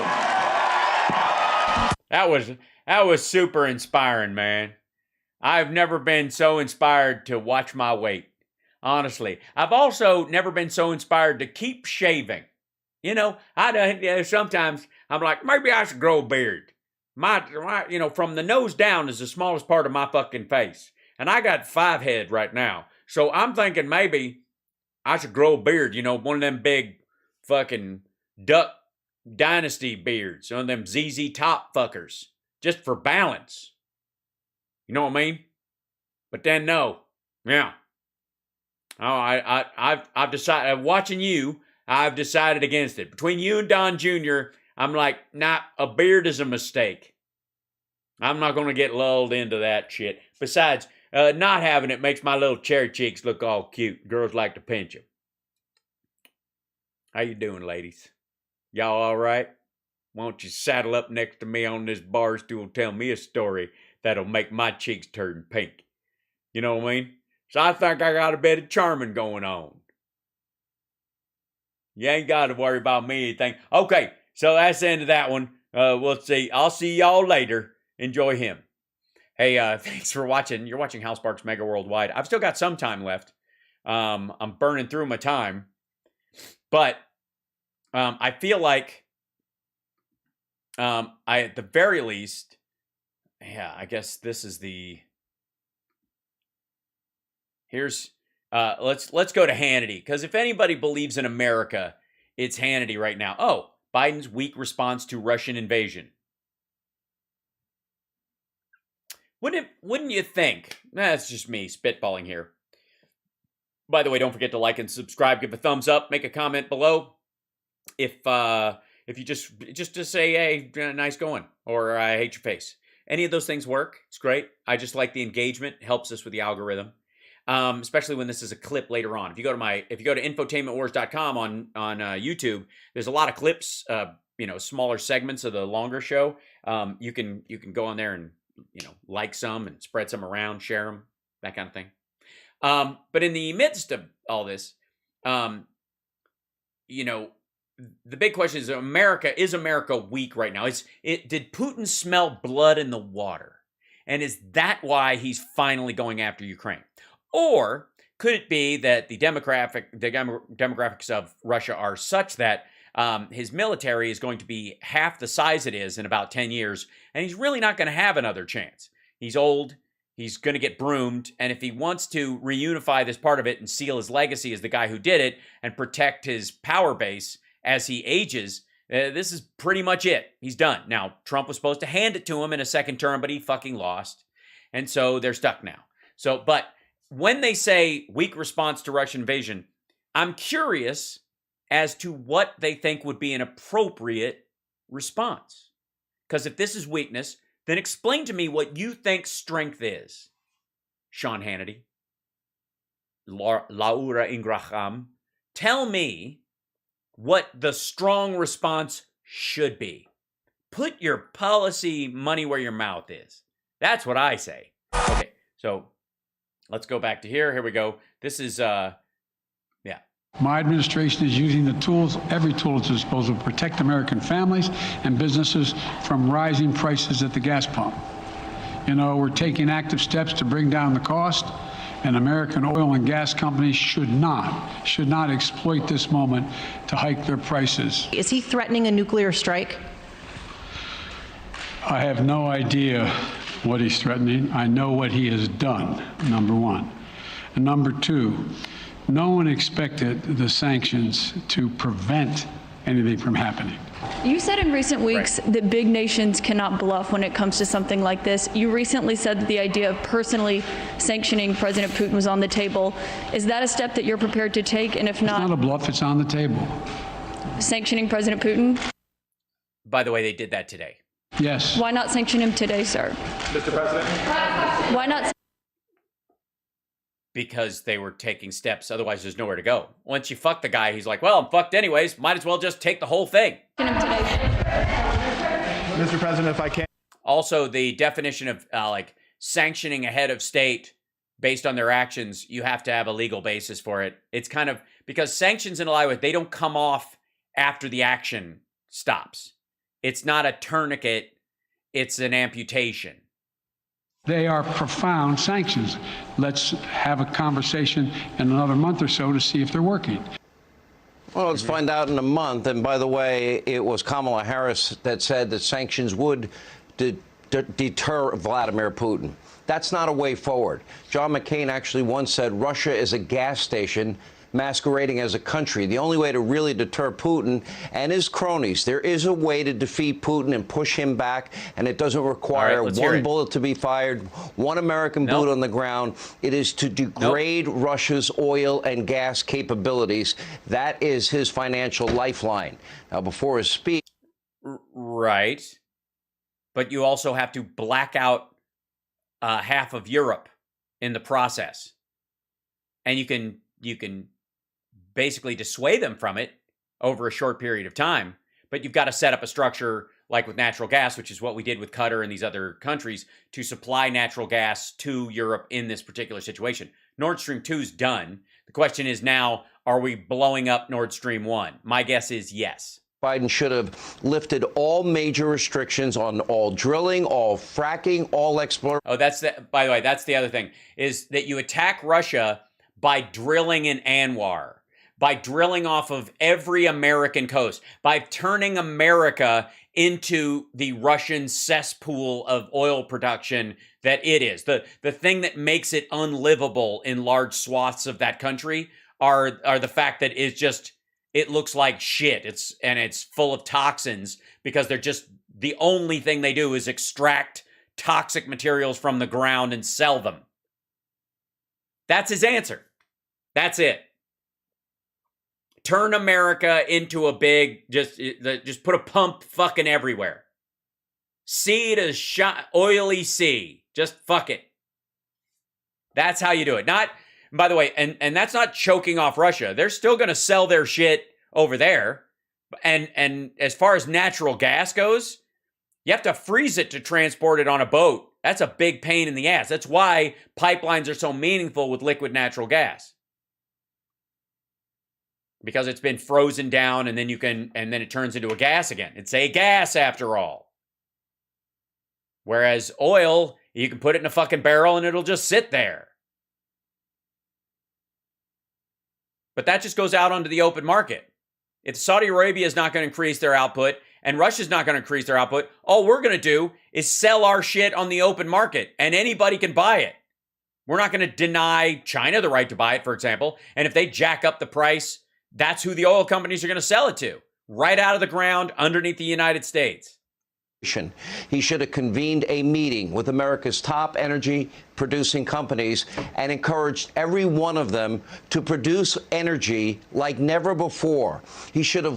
Yes, that's right. That's what it is. Unless the president brings them together and encourages Shell and Exxon and all the big natural gas companies, unless he encourages them, they're not going to produce at a level. Now, he's gathered them and he said we need to increase output, but he's got to encourage them. You know, thanks, Sean. Yeah, he needs to get them around, maybe bake them all a fucking cake.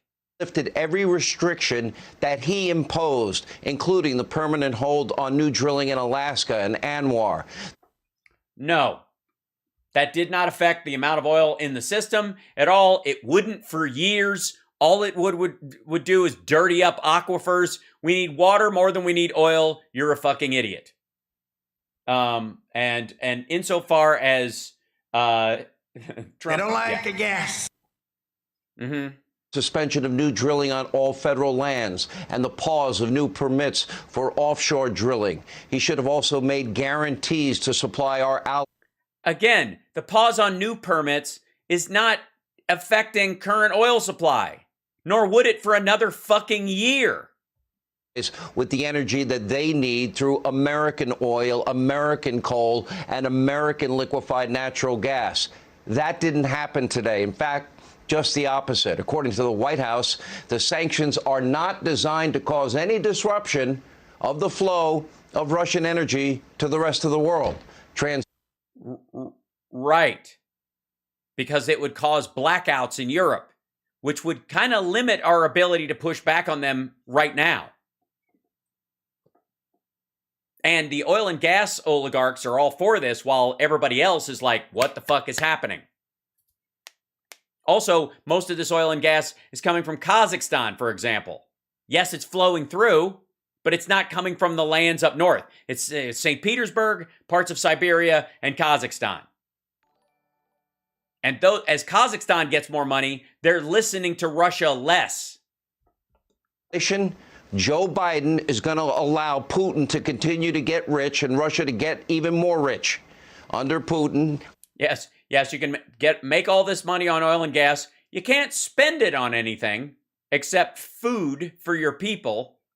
Under Biden, even the United States, look at these numbers. Why are we importing nearly over 600,000 barrels of oil from Russia? Because it's cheap. Every single day. And keep in mind that the Keystone XL pipeline that Biden killed while giving... And by the way, when Russia runs out, they run out. If we use up ours, we run out first. There's an argument for buying a lot of it for as long as we did before we shift to cranking up our production on an open market that requires it. And one of those things is we shift from consumer cars using oil and gas to them being largely electric or hybrid. Because then all the oil and gas that we're producing in the country, the majority of it can be sold on the open market because we don't fucking need it. And the rest of it can be used as airplane fuel, or it can be used as to run factories or the like. Nord Stream 2 waiver to Putin, that could pump 830. Relying on Russia without Keystone. That's Canadian tar sands oil, fucko. 595 kW import from Russia. 830K if Keystone XL pipeline was operational. Yeah, it doesn't come into the United States. That's just to the open market. It goes into our Great Lakes and then out into the ocean. That's not our oil. That's Canadian oil. And it's shit. It's incredibly difficult to process. 1,000 barrels of oil a day. And get this, even... Yeah, and oil is oil. I mean, look at the barrel says oil. It's got a yellow top. All oil is the same. What's the difference? 1 million barrels of Iranian oil were imported last March, the first time since 1991. Now, sadly, Joe will not revive the Keystone XL pipeline. He won't encourage more. Yes, sadly, for Justin Trudeau, the single most angered politician about tar sands, about the Keystone XL pipeline. I don't know why you don't have him on the show, Sean. Bring on Justin Trudeau. I'm sure he would be very upset. He would love to bitch about the Keystone XL pipeline. Oil and gas production right here in the U.S. He won't do anything to increase our production. Biden takes...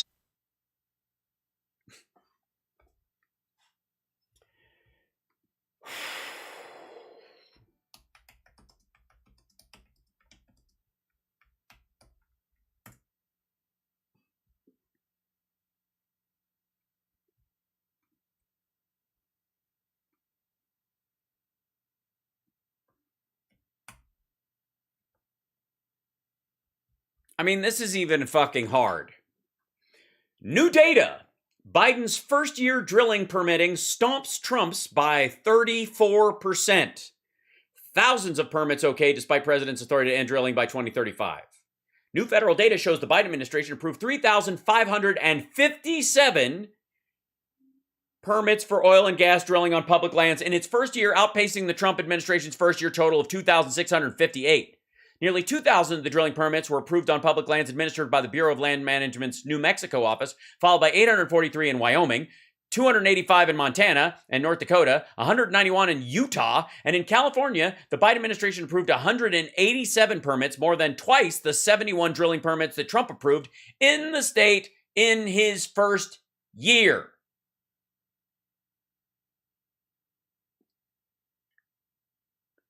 The number of oil and gas permits put forward by the Biden administration is 34% higher than the first year of the Trump administration.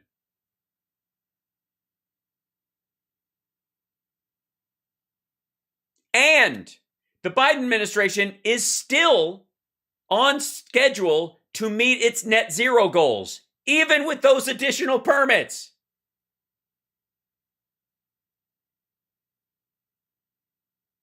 Honest to fucking God, this isn't hard. This isn't like, believe me, there's a staffer who just got fired, more than likely, at Sean Hannity's show, who went, Sean, this is, Biden's got, 34%, almost a third more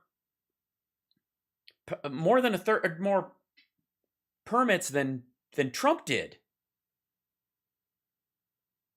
This is from the Center for Biological Diversity, because life is good. But this is federal data. Hold on. We'll go straight to the thing. Allow downloads. Okay. This will be a page that they gave out. Moink. Let's pop this out. Oh, get out of here. That's one of my pictures. Where'd you go? There it is. Oh, that's a chart. They sent, it's a, let's see. This federal data, Bureau of Lands Management, New Mexico office. Let's see. On Wednesday, more than 30. I'll have to download that because I don't have a program to open that file. Peer-reviewed science estimates that a nationwide federal fossil fuel leasing ban would reduce carbon emissions by 280 million tons per year, ranking it as the most ambitious federal climate policy proposal in recent years. So they are doing this on schedule. Federal fossil fuels that have not been leased to industry contain up to 450 billion tons of potential climate pollution. The already leased to industry contain up to 43 billion tons. And they're talking about carbon released into the air. And there are carbon sinks, the ocean, forests, and the like beyond technology that we'll put towards it. But this in and of itself is, it's just, this is so baseline. The Biden administration has stopped offshore drilling and moved a lot of the permits to physical land in places like Wyoming and other places, vast open places where they're not near aquifers and where the chances of an accident are very low. Unlike off the coast of Louisiana, where they were bitching about the drilling there because these fucking monstrosities. Notice how Trump was always like, windmills look like shit. They ruin the view from all these beaches. But this is fine? The fuck are you talking about? They're doing this where there's water, where the land is, should be accessible, where it's beautiful. Stuff you want to keep, worth looking at, place where there's tourist industries or fisheries. And meanwhile, they're opening up drilling on, basically in Nevada and Wyoming, wide open spaces where it won't affect anything as best they can to offset the amount of oil and gas we need. For fuck's sake. And there's nobody at Sean Hannity's fucking show that doesn't know this. Good Lord. Orders from the radical climate alarmists that is the cult of the Democratic New Green Deal Party in America. And right now on cue, Biden's climate czar.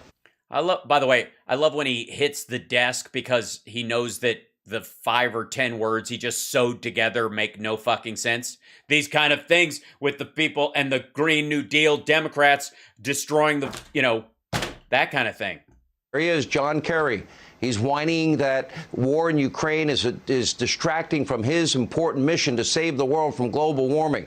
This is where his mind is at today? Take a look.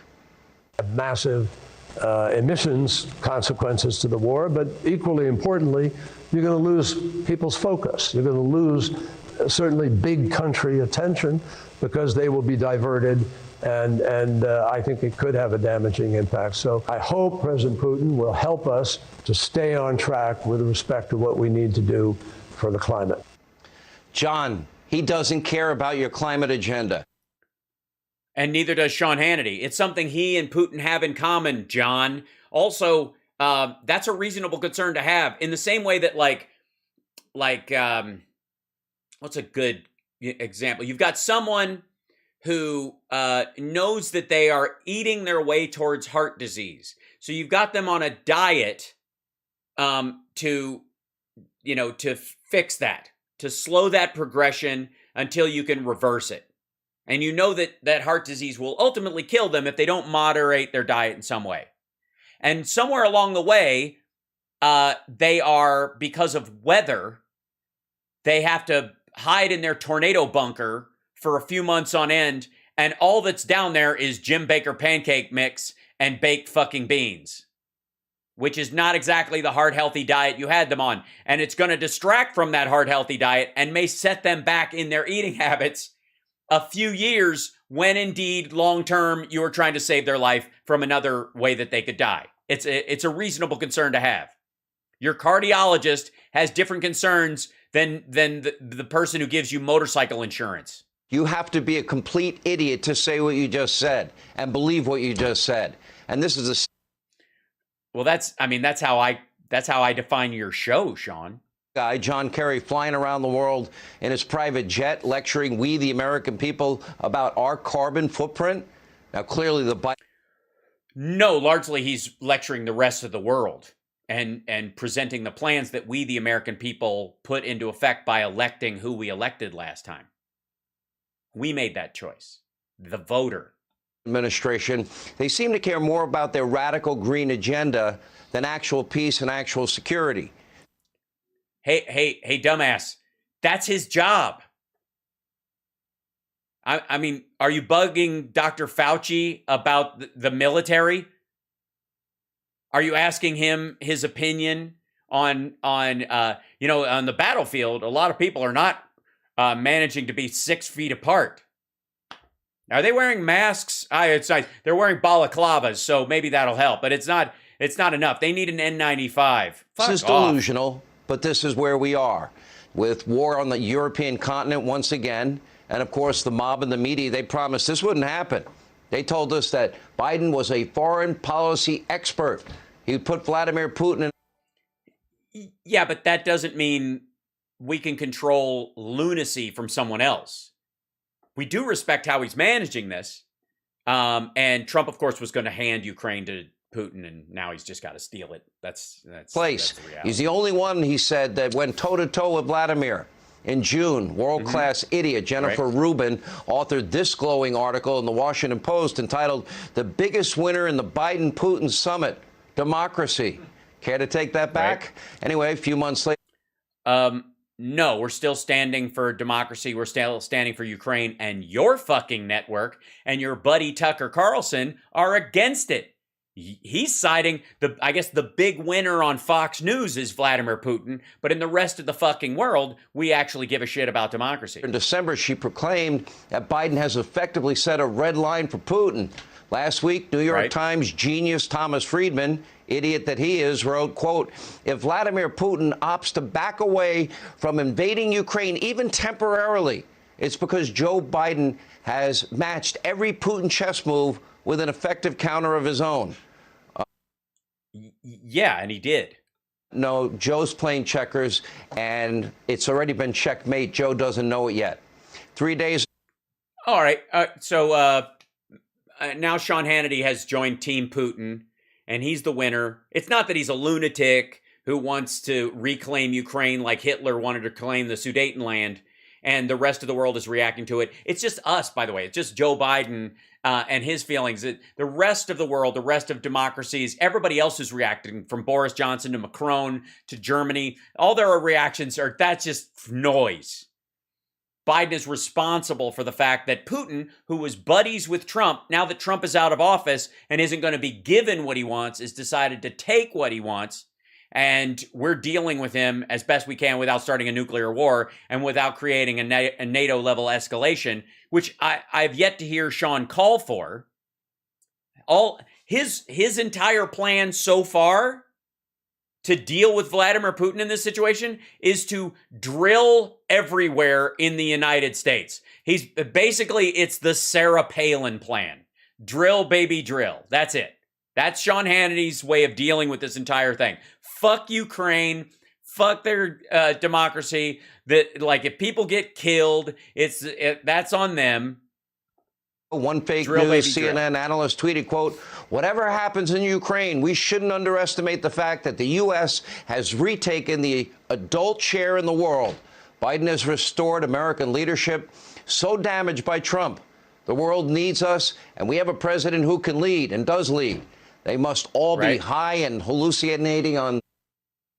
Hallucinating? I've never hallucinated. It happens, though. A president who can lead and does lead. They must all be high and hallucinating on some kind of chemical that we don't have at Fox. Hallucinating on some kind of chemical that we don't have at Fox. So Sean, you're going to leave your studio, and more than likely on your way out, or I guess on your way in. I don't know the arrangement of shows on there right now, and I don't really give a fuck. You're going to run into Tucker.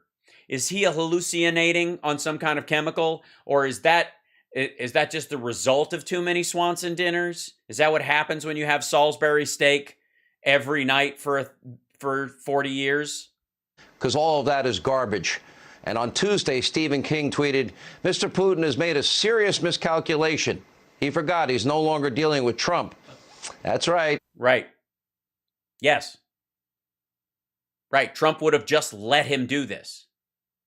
Yeah, he wouldn't have even had to bring plasma to the front line if Trump were doing this. Trump would have ordered NATO to stand down or try to dissolve it, or called a meeting for it and basically said it's done and pulled America out of it like it was the Paris Accord. Not dealing with Trump. He's dealing with the always weak, always predictable, the cognitive mess Joe Biden. And Biden... Well, I will say, all stuttering aside, at least Joe isn't hallucinating. You know what I mean? But that's probably because the chemicals they have in the air at Fox News is something they don't have at the White House, at least not currently, or even in Delaware for that matter. Vowed that he'd go toe-to-toe with Vladimir, but now he's barely willing to play footsie as Putin is now rampaging through a major... Yes, that is true, though. He's not willing to play footsie. Trump was. Trump played footsie with Putin all the time. That was kind of the issue. Country, how far these ambitions go, these territorial ambitions, that's anybody's guess tonight. So sadly, the question must be asked: where does... Well, if the territorial choice, that if nobody knows where he's going to go, then no one is responsible except in how they respond to him. So that's the question, Sean. Is he a lunatic who has a Hitlerian view of the landmass around his country? Is he, too clever by half and is reclaiming this as a buffer zone and knows that he's running out of arable land for farm usage, and he wants to use build more gas pipelines around and through Crimea and around and through the eastern part of Ukraine? Or is he just counting on you to carry his balls? That would be that's my guess. Take a look. Did you underestimate Putin, and would you still describe him the way that you did in the summer as a worthy adversary? At the time, I made it clear as an adversary, and I said he was worthy. I didn't underestimate him. And I've read most of everything he's written. Did you read? I'm not being a wise guy. You heard the speech he made, almost an hour's worth of speeches, why he was going into Ukraine. That was a slam on Peter Doocy, and Biden walked it back. Did you read what he wrote? I'm kidding. You don't read. Did you watch TV and see what he said? That's what that was. He has much larger ambitions in Ukraine. He wants to, in fact, reestablish the former Soviet Union. That's what this is about. That's probably right. Putin does have ambitions beyond Ukraine. His next target could be, Yeah, but those, by the way, he didn't have those ambitions during Trump. He just came up with them in the last couple of months. During Trump, he was like, you know what? I'm satisfied with this landmass. That whole dream I've had for years of reconstituting the USSR or reforming Russia based on all the land around it and claiming Lithuania and muscling Finland and Sweden. I didn't really, when Trump was in power, I just felt like, maybe I just felt so loved that I just didn't feel like I had to move on it. You know what I mean? But now that Biden's in there and he's all weak, I'm like, well, I got to do it now. NATO nations in the Baltic region of Europe, NATO members. That'll get interesting. Then, by the way, thanks Rallis Mom and Ursi Price for the super chats. By the way, I appreciate you guys. Hold on one second. Let's see if I can bring this up. 1 second. There you are. I lost my little thing. Magoo. There we go. Looking at what, World War III? Unless, of course, NATO's a paper tiger, which unfortunately I have to report tonight is probably a real possibility. And say, wait a minute, hold on. So these are your choices. If we don't go into World War III, NATO is a paper tiger. These are our choices. Launch the nukes, you pussies, is effectively Sean Hannity's plan. This dude used to call the president when Trump was president and advise him. He used to give him an idea of what he should do, how stuff would play in the media. Thank fucking God, nobody in the White House is returning Sean Hannity's fucking calls. we're going to find out one way or another if Biden and Europe fail to get serious and cut off their addiction to Russian oil and gas. So we don't have an addiction to Russian oil and gas. We're narrowing the sanctions over time because you don't want to isolate them where they're just 100%. They only have a choice of going to Iran, North Korea, and China. You want the opportunity for them to walk back a little bit of this stuff. And you don't want to choke and attack the people out front because then they'll get on a nationalist footing and then they'll support Putin because they feel attacked. So you gotta narrowcast it in that regard. Because a lot of people in Russia, it's one of the only industries that's functional in the whole fucking country. Doesn't mean it's off the table, but you got to walk towards it. You can't do it immediately on day one. You got to go, this is Putin's problem. And then you go stage 2, stage 3, stage 4, and then you leave. Because once those sanctions are on. They're not coming off. Ask Iran. Ask North Korea. Sanctions are not tariffs. They are not something you walk back.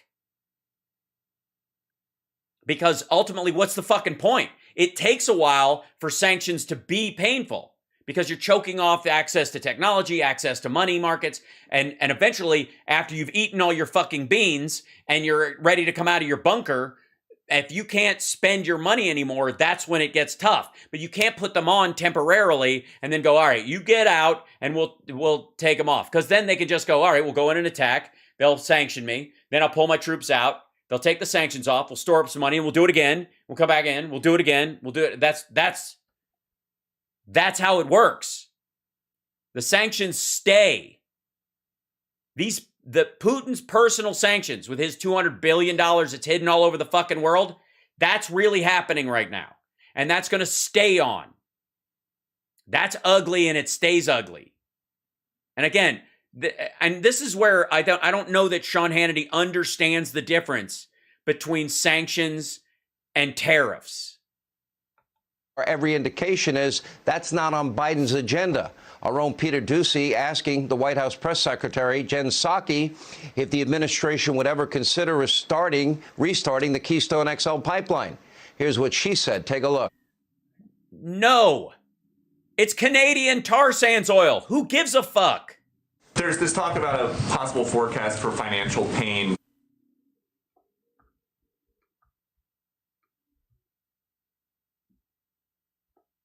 Particularly at the gas pump for Americans. The president said today the notion that this is going to last for a long time is highly unlikely.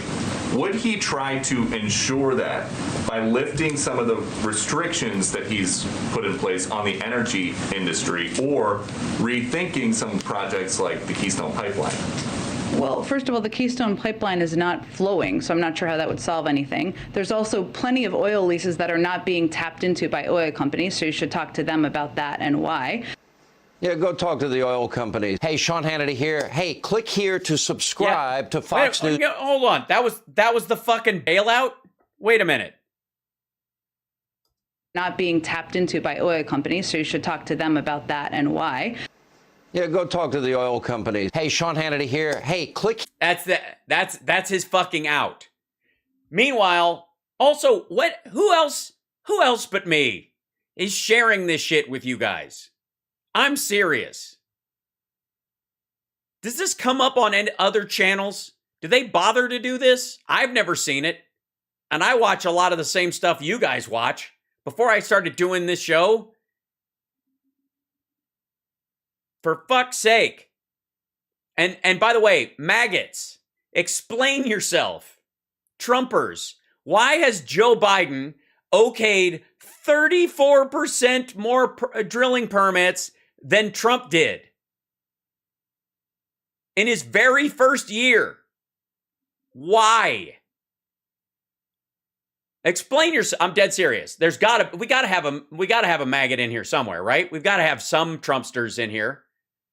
Where are they?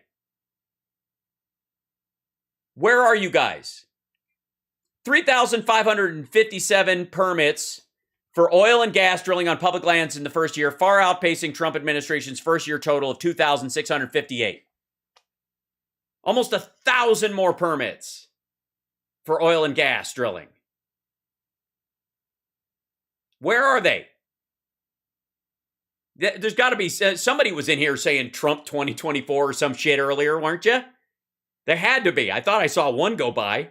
We do have maggots in here. They're around. You're watching right now. Why aren't you typing something? Explain yourself. Trolls, explain yourself. Why are you ashamed? Why are you hiding?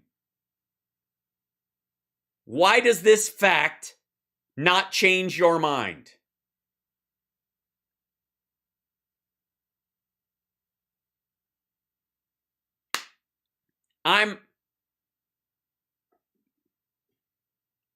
Honestly, where is it? Maggots, answer yourself. Answer it. How do I think Trump's hair is fake? I think his entire fortune is fake. Yeah, just saying Trump 2024 isn't enough. That doesn't prove you even speak English. Look, I know you can cut and paste stuff. Explain yourself. Explain why Biden giving more permits for oil drilling on federal lands than Trump by 1,000, right? 900 some odd, is him shutting down American oil and independence. And also, by the way, you do know that America is energy independent right now, right?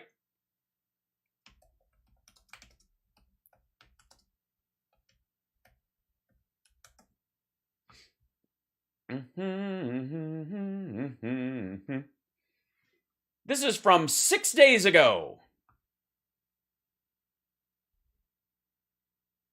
Consumption is below output.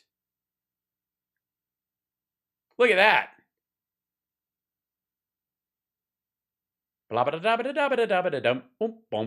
went down in 2020. There you go.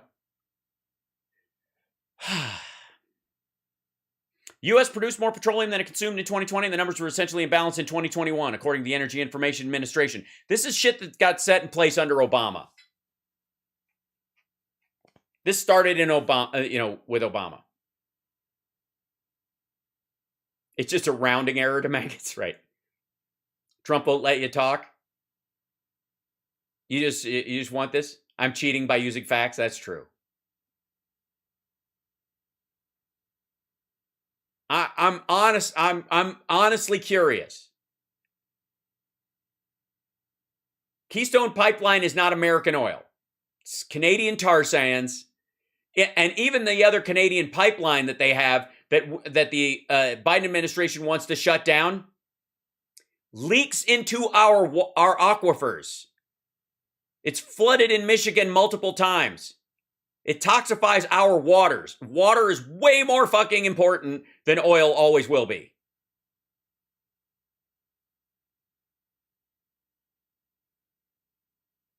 Well, Metal Gaming, at least I know grammar, and that's the important thing. Also, you're not disagreeing with my facts because I'm showing them to you. You have no answer for them. You can't. Yeah, I know. This is just trolling for the purpose. But I appreciate him typing something or her typing something. It's a her, I think. I appreciate her typing something because that engagement helps me with the algorithm. That's true. Don't forget to like and subscribe, give a thumbs up. Honestly, who else is sharing this stuff with you? Who else? All right. So fun. And it's 5:30. I've got radio tomorrow, so I got to get out of here. But can I just leave you with that right now? That the whole oil production thing, the oil and gas companies that have gotten the leases from the Biden administration have not tapped them yet. We are already energy independent, and that is increasing. The only reason why oil and gas, the price is up, is because of a supply shock all over the fucking world, and the OPEC nations and Russia turning down the spigot so the price goes up everywhere else in the world, and all of these companies, even with their leases on public lands, sell it on the open market, and the open market sets the price. That's capitalism. If you have a problem with that, you have a problem with the market. You don't have a problem with Biden's energy policy, because he's got a third more leases for fossil fuel drilling than Trump did.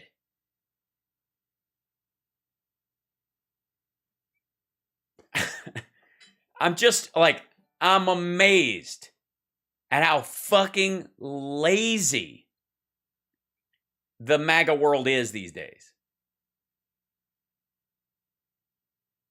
Thanks, guys. Thank you, Mariah and Maria. Whichever one it is. I don't want to mispronounce.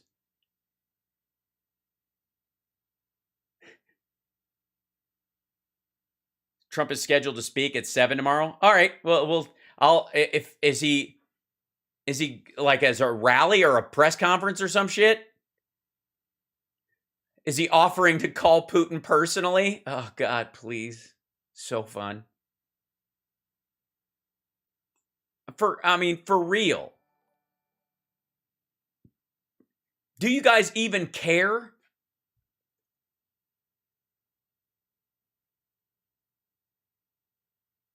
Oh, CPAC? Oh, he's speaking at CPAC. I see. That's cool. All right. I'm sure it'll be just as exciting as any of you could hope it would be. Yeah. Hold on.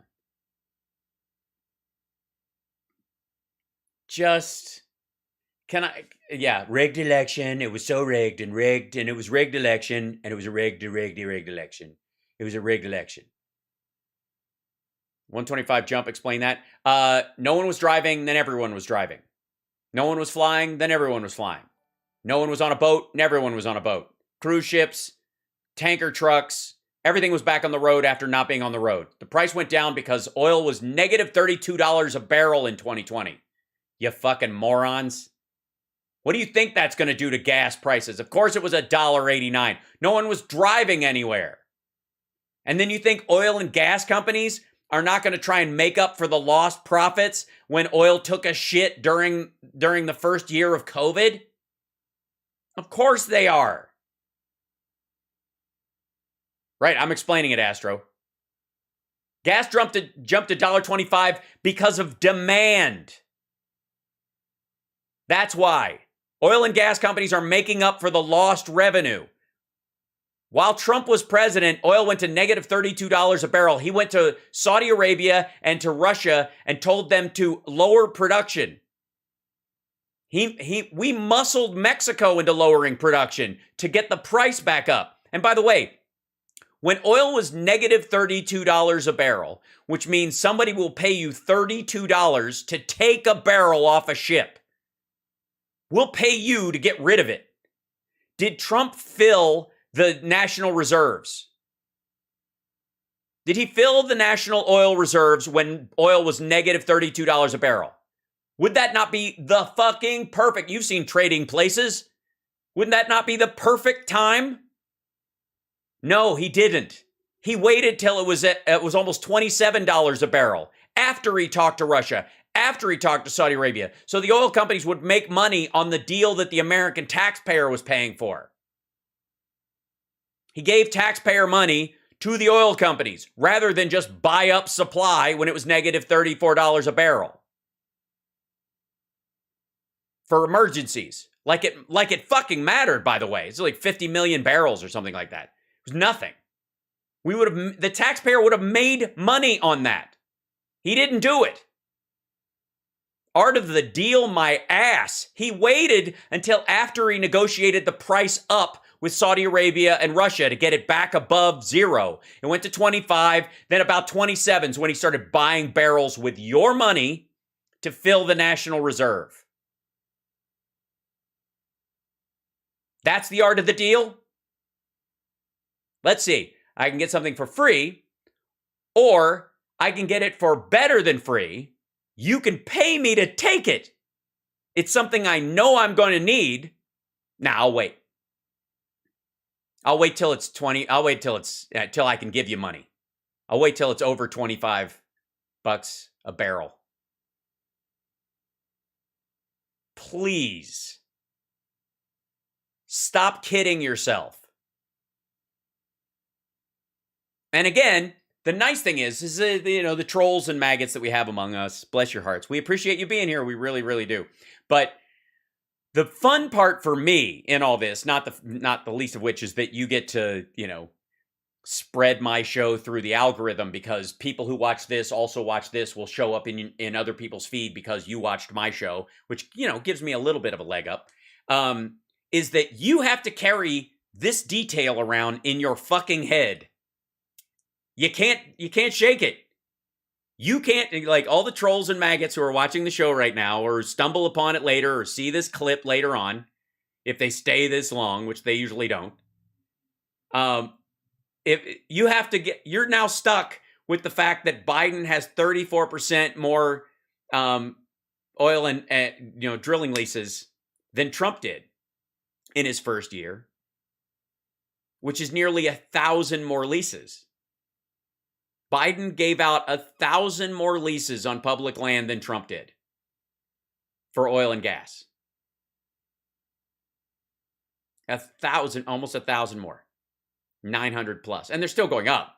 The only ones they're fighting are the ones that'll fuck up the water or the fisheries. Everywhere else, they're handing them out. And they've given out so many, they haven't even used them yet. But the great thing is you can hate me, you can grind about this, you can be very upset, you can feel unwelcome, which you're not, because I don't dehumanize my viewers, and I jokingly call them names, but, you're welcome here. We're arguing policy, and we're all arguing reality. You have to walk around with this in your head from now on, because you stumbled upon my show.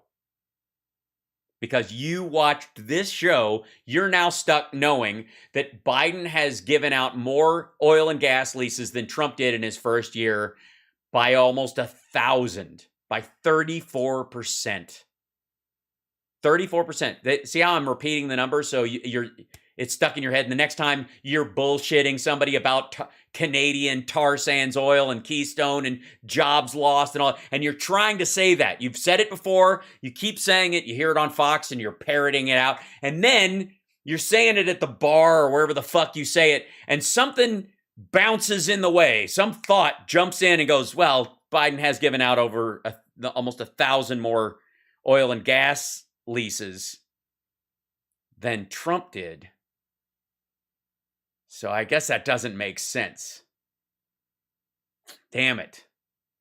That sparks, fella. Oh, and by the way, the reason the number of people crossing the border is recidivism, it's the same people crossing multiple times, because we are not releasing them into the country. We are dumping them back into Mexico, and then they try again, and we catch them again, and we put them back, and they try again, and we get recidivism is up 56% from the year before. The actual number of individuals is closer to the number it was in 2019. And if you hate the number and you think it's terrible, then you hate the number that it was the highest under Trump. It actually wasn't the highest. It's slightly below the peak under Trump.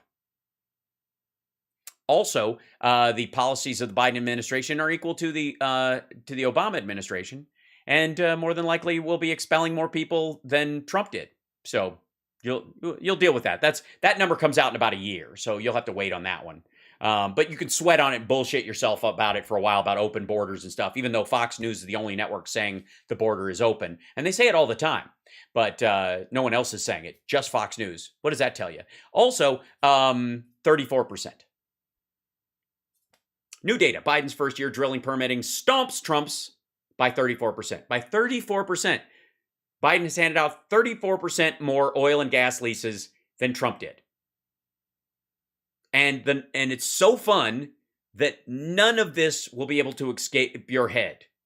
It's going to bounce around in there every time you try to bullshit someone about it. You're welcome. And now I live in your head rent-free. I'm just going to sit here and enjoy it for a moment. It's just good. Trump is good at golf. Was golfing a lot, though. That's true. He was cheating at golf a lot. He did love to cheat at golf all the time. You know how bad you have to be at golf to cheat? So, yeah, there you go. Anyways, chat room, you guys have been rocking all day. Susan, thank you for subscribing. Cynthia, thank you for the super chat. Vincent, thank you for the super chat. One for the road. I appreciate that. Bonnie, thank you for the super chat as well. Agent Orange. I like how you spell that. Thanks for the follow on Twitch. Think about subscribing. If you're on Twitch, twitch.tv/HalSparks, use Amazon Prime and you can subscribe and it doesn't cost you a dime. Give it a try. Come on. Because here's the thing. Are you going to just, Trumpers and maggots, you guys have to start subscribing, honestly. Because you can't just listen to your own little cul-de-sac of shit. Where else are you going to hear this kind of stuff? Where you can give you get an alternate view, and I'm not even dehumanizing you. I make fun of your little cute MAGA name because it's false and you don't really want to make America great again. You shit talk it nonstop, and that upsets me as a proud American. But I get over it. But I'm not here to hate you. And I'm here to, that's the great thing about democracy is we can argue this stuff. Yeah. So subscribe, you lazy fucks. Hold on. That said, tomorrow morning, the HalSparks radio program Megaworldwide on WCPT radio, 9 a.m. Pacific time. Next week, I will be doing the show from Michigan. I'm going to see if I can get all the way to Chicago and back before my show there that night. I might I've done it a couple times. I've done the drive from Grand Rapids. It's about the same as the Vegas drive, but I still have to do a show that night. So we'll see. But more than likely, I'll just do the show. Ultimately, from Michigan. But I will be there. I'm in Holland, Michigan next Wednesday. And then Thursday, Friday, Saturday, I'm in Grand Rapids. I'm moving to different places. They've got different venues. It's how this promoter works. It's the first time doing this, so we'll see how it works out. I'm excited just to be out. It's going to be like a mini tour in like a 9-block radius. It's very strange. But I will be in Grand Rapids, Michigan for the most part, and Holland, Michigan next week doing stand-up. And then April 1st, on April Fool's Day, which should be a national nerd Halen holiday, we will be at Yamava Indian Casino in Riverside, California. It's a great space. We've had a lot of fun playing there. We're at the Rock and Brews there. It's super fun. The stage is awesome. The lighting is fantastic. They got a big screen behind us. We have the dance floor fills up. It's super fun.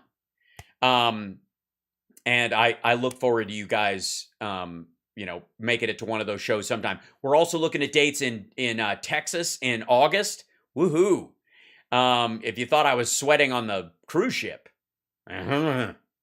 And then I'm crossing our fingers that we'll be on the KISS cruise this year also. So there'll be a bunch of those, I'll announce more as they come along. Appreciate you guys. And let's see. Yeah, they're airing the Dino Badala show right now while I'm on, so I'm kind of eating into it. But you guys can back it up. If you have Sirius XM, you can listen to it on demand and listen to those shows. It's really fun. Why no New Jersey? So we are having a New Jersey show. We just don't know when yet. We are scheduling that. There's going to be a New York show, and then we're going to do some drive downs from there. Yes, so we are having New York shows. but we're trying to schedule it. That's the thing. Everything's just kind of starting right now. So some of the clubs we want to play aren't online fully yet or just booking up. And where at Holland, Michigan, I am in it's the theater there. Let me look it up. Since I've got you here. Park Theater. The Park Theater in Holland, Michigan. On March 2nd. So, good times. Chicago, definitely we will have shows. Are we wearing the CNN Anderson? No, I'm just wearing a gray, cheap $9 t-shirt. You know me. Anyways, yes, we will be announcing more shows and anything in the East Coast when we're doing a drive around. Like if we do Chicago, we'll also do Milwaukee. We'll also do, maybe we'll get down to St. Louis, as well. So we'll try and tie these together. Yeah. Please come to Boston for the springtime. Hey, rambling boy, why don't you settle down? Boston ain't your kind of town. There ain't no gold and there ain't nobody like me. I'm the #1 fan of the man from Tennessee. All right, I will see you guys in the morning. Take care of yourself and take care of somebody else. And that means you too, trolls. And by the way, thanks for letting me into your ear holes. You'll never, ever get me out. Bye-bye. Thanks for the super chats. Thanks for the support. Don't forget Venmo and become a Patreon supporter. Patreon.com/HalSparks.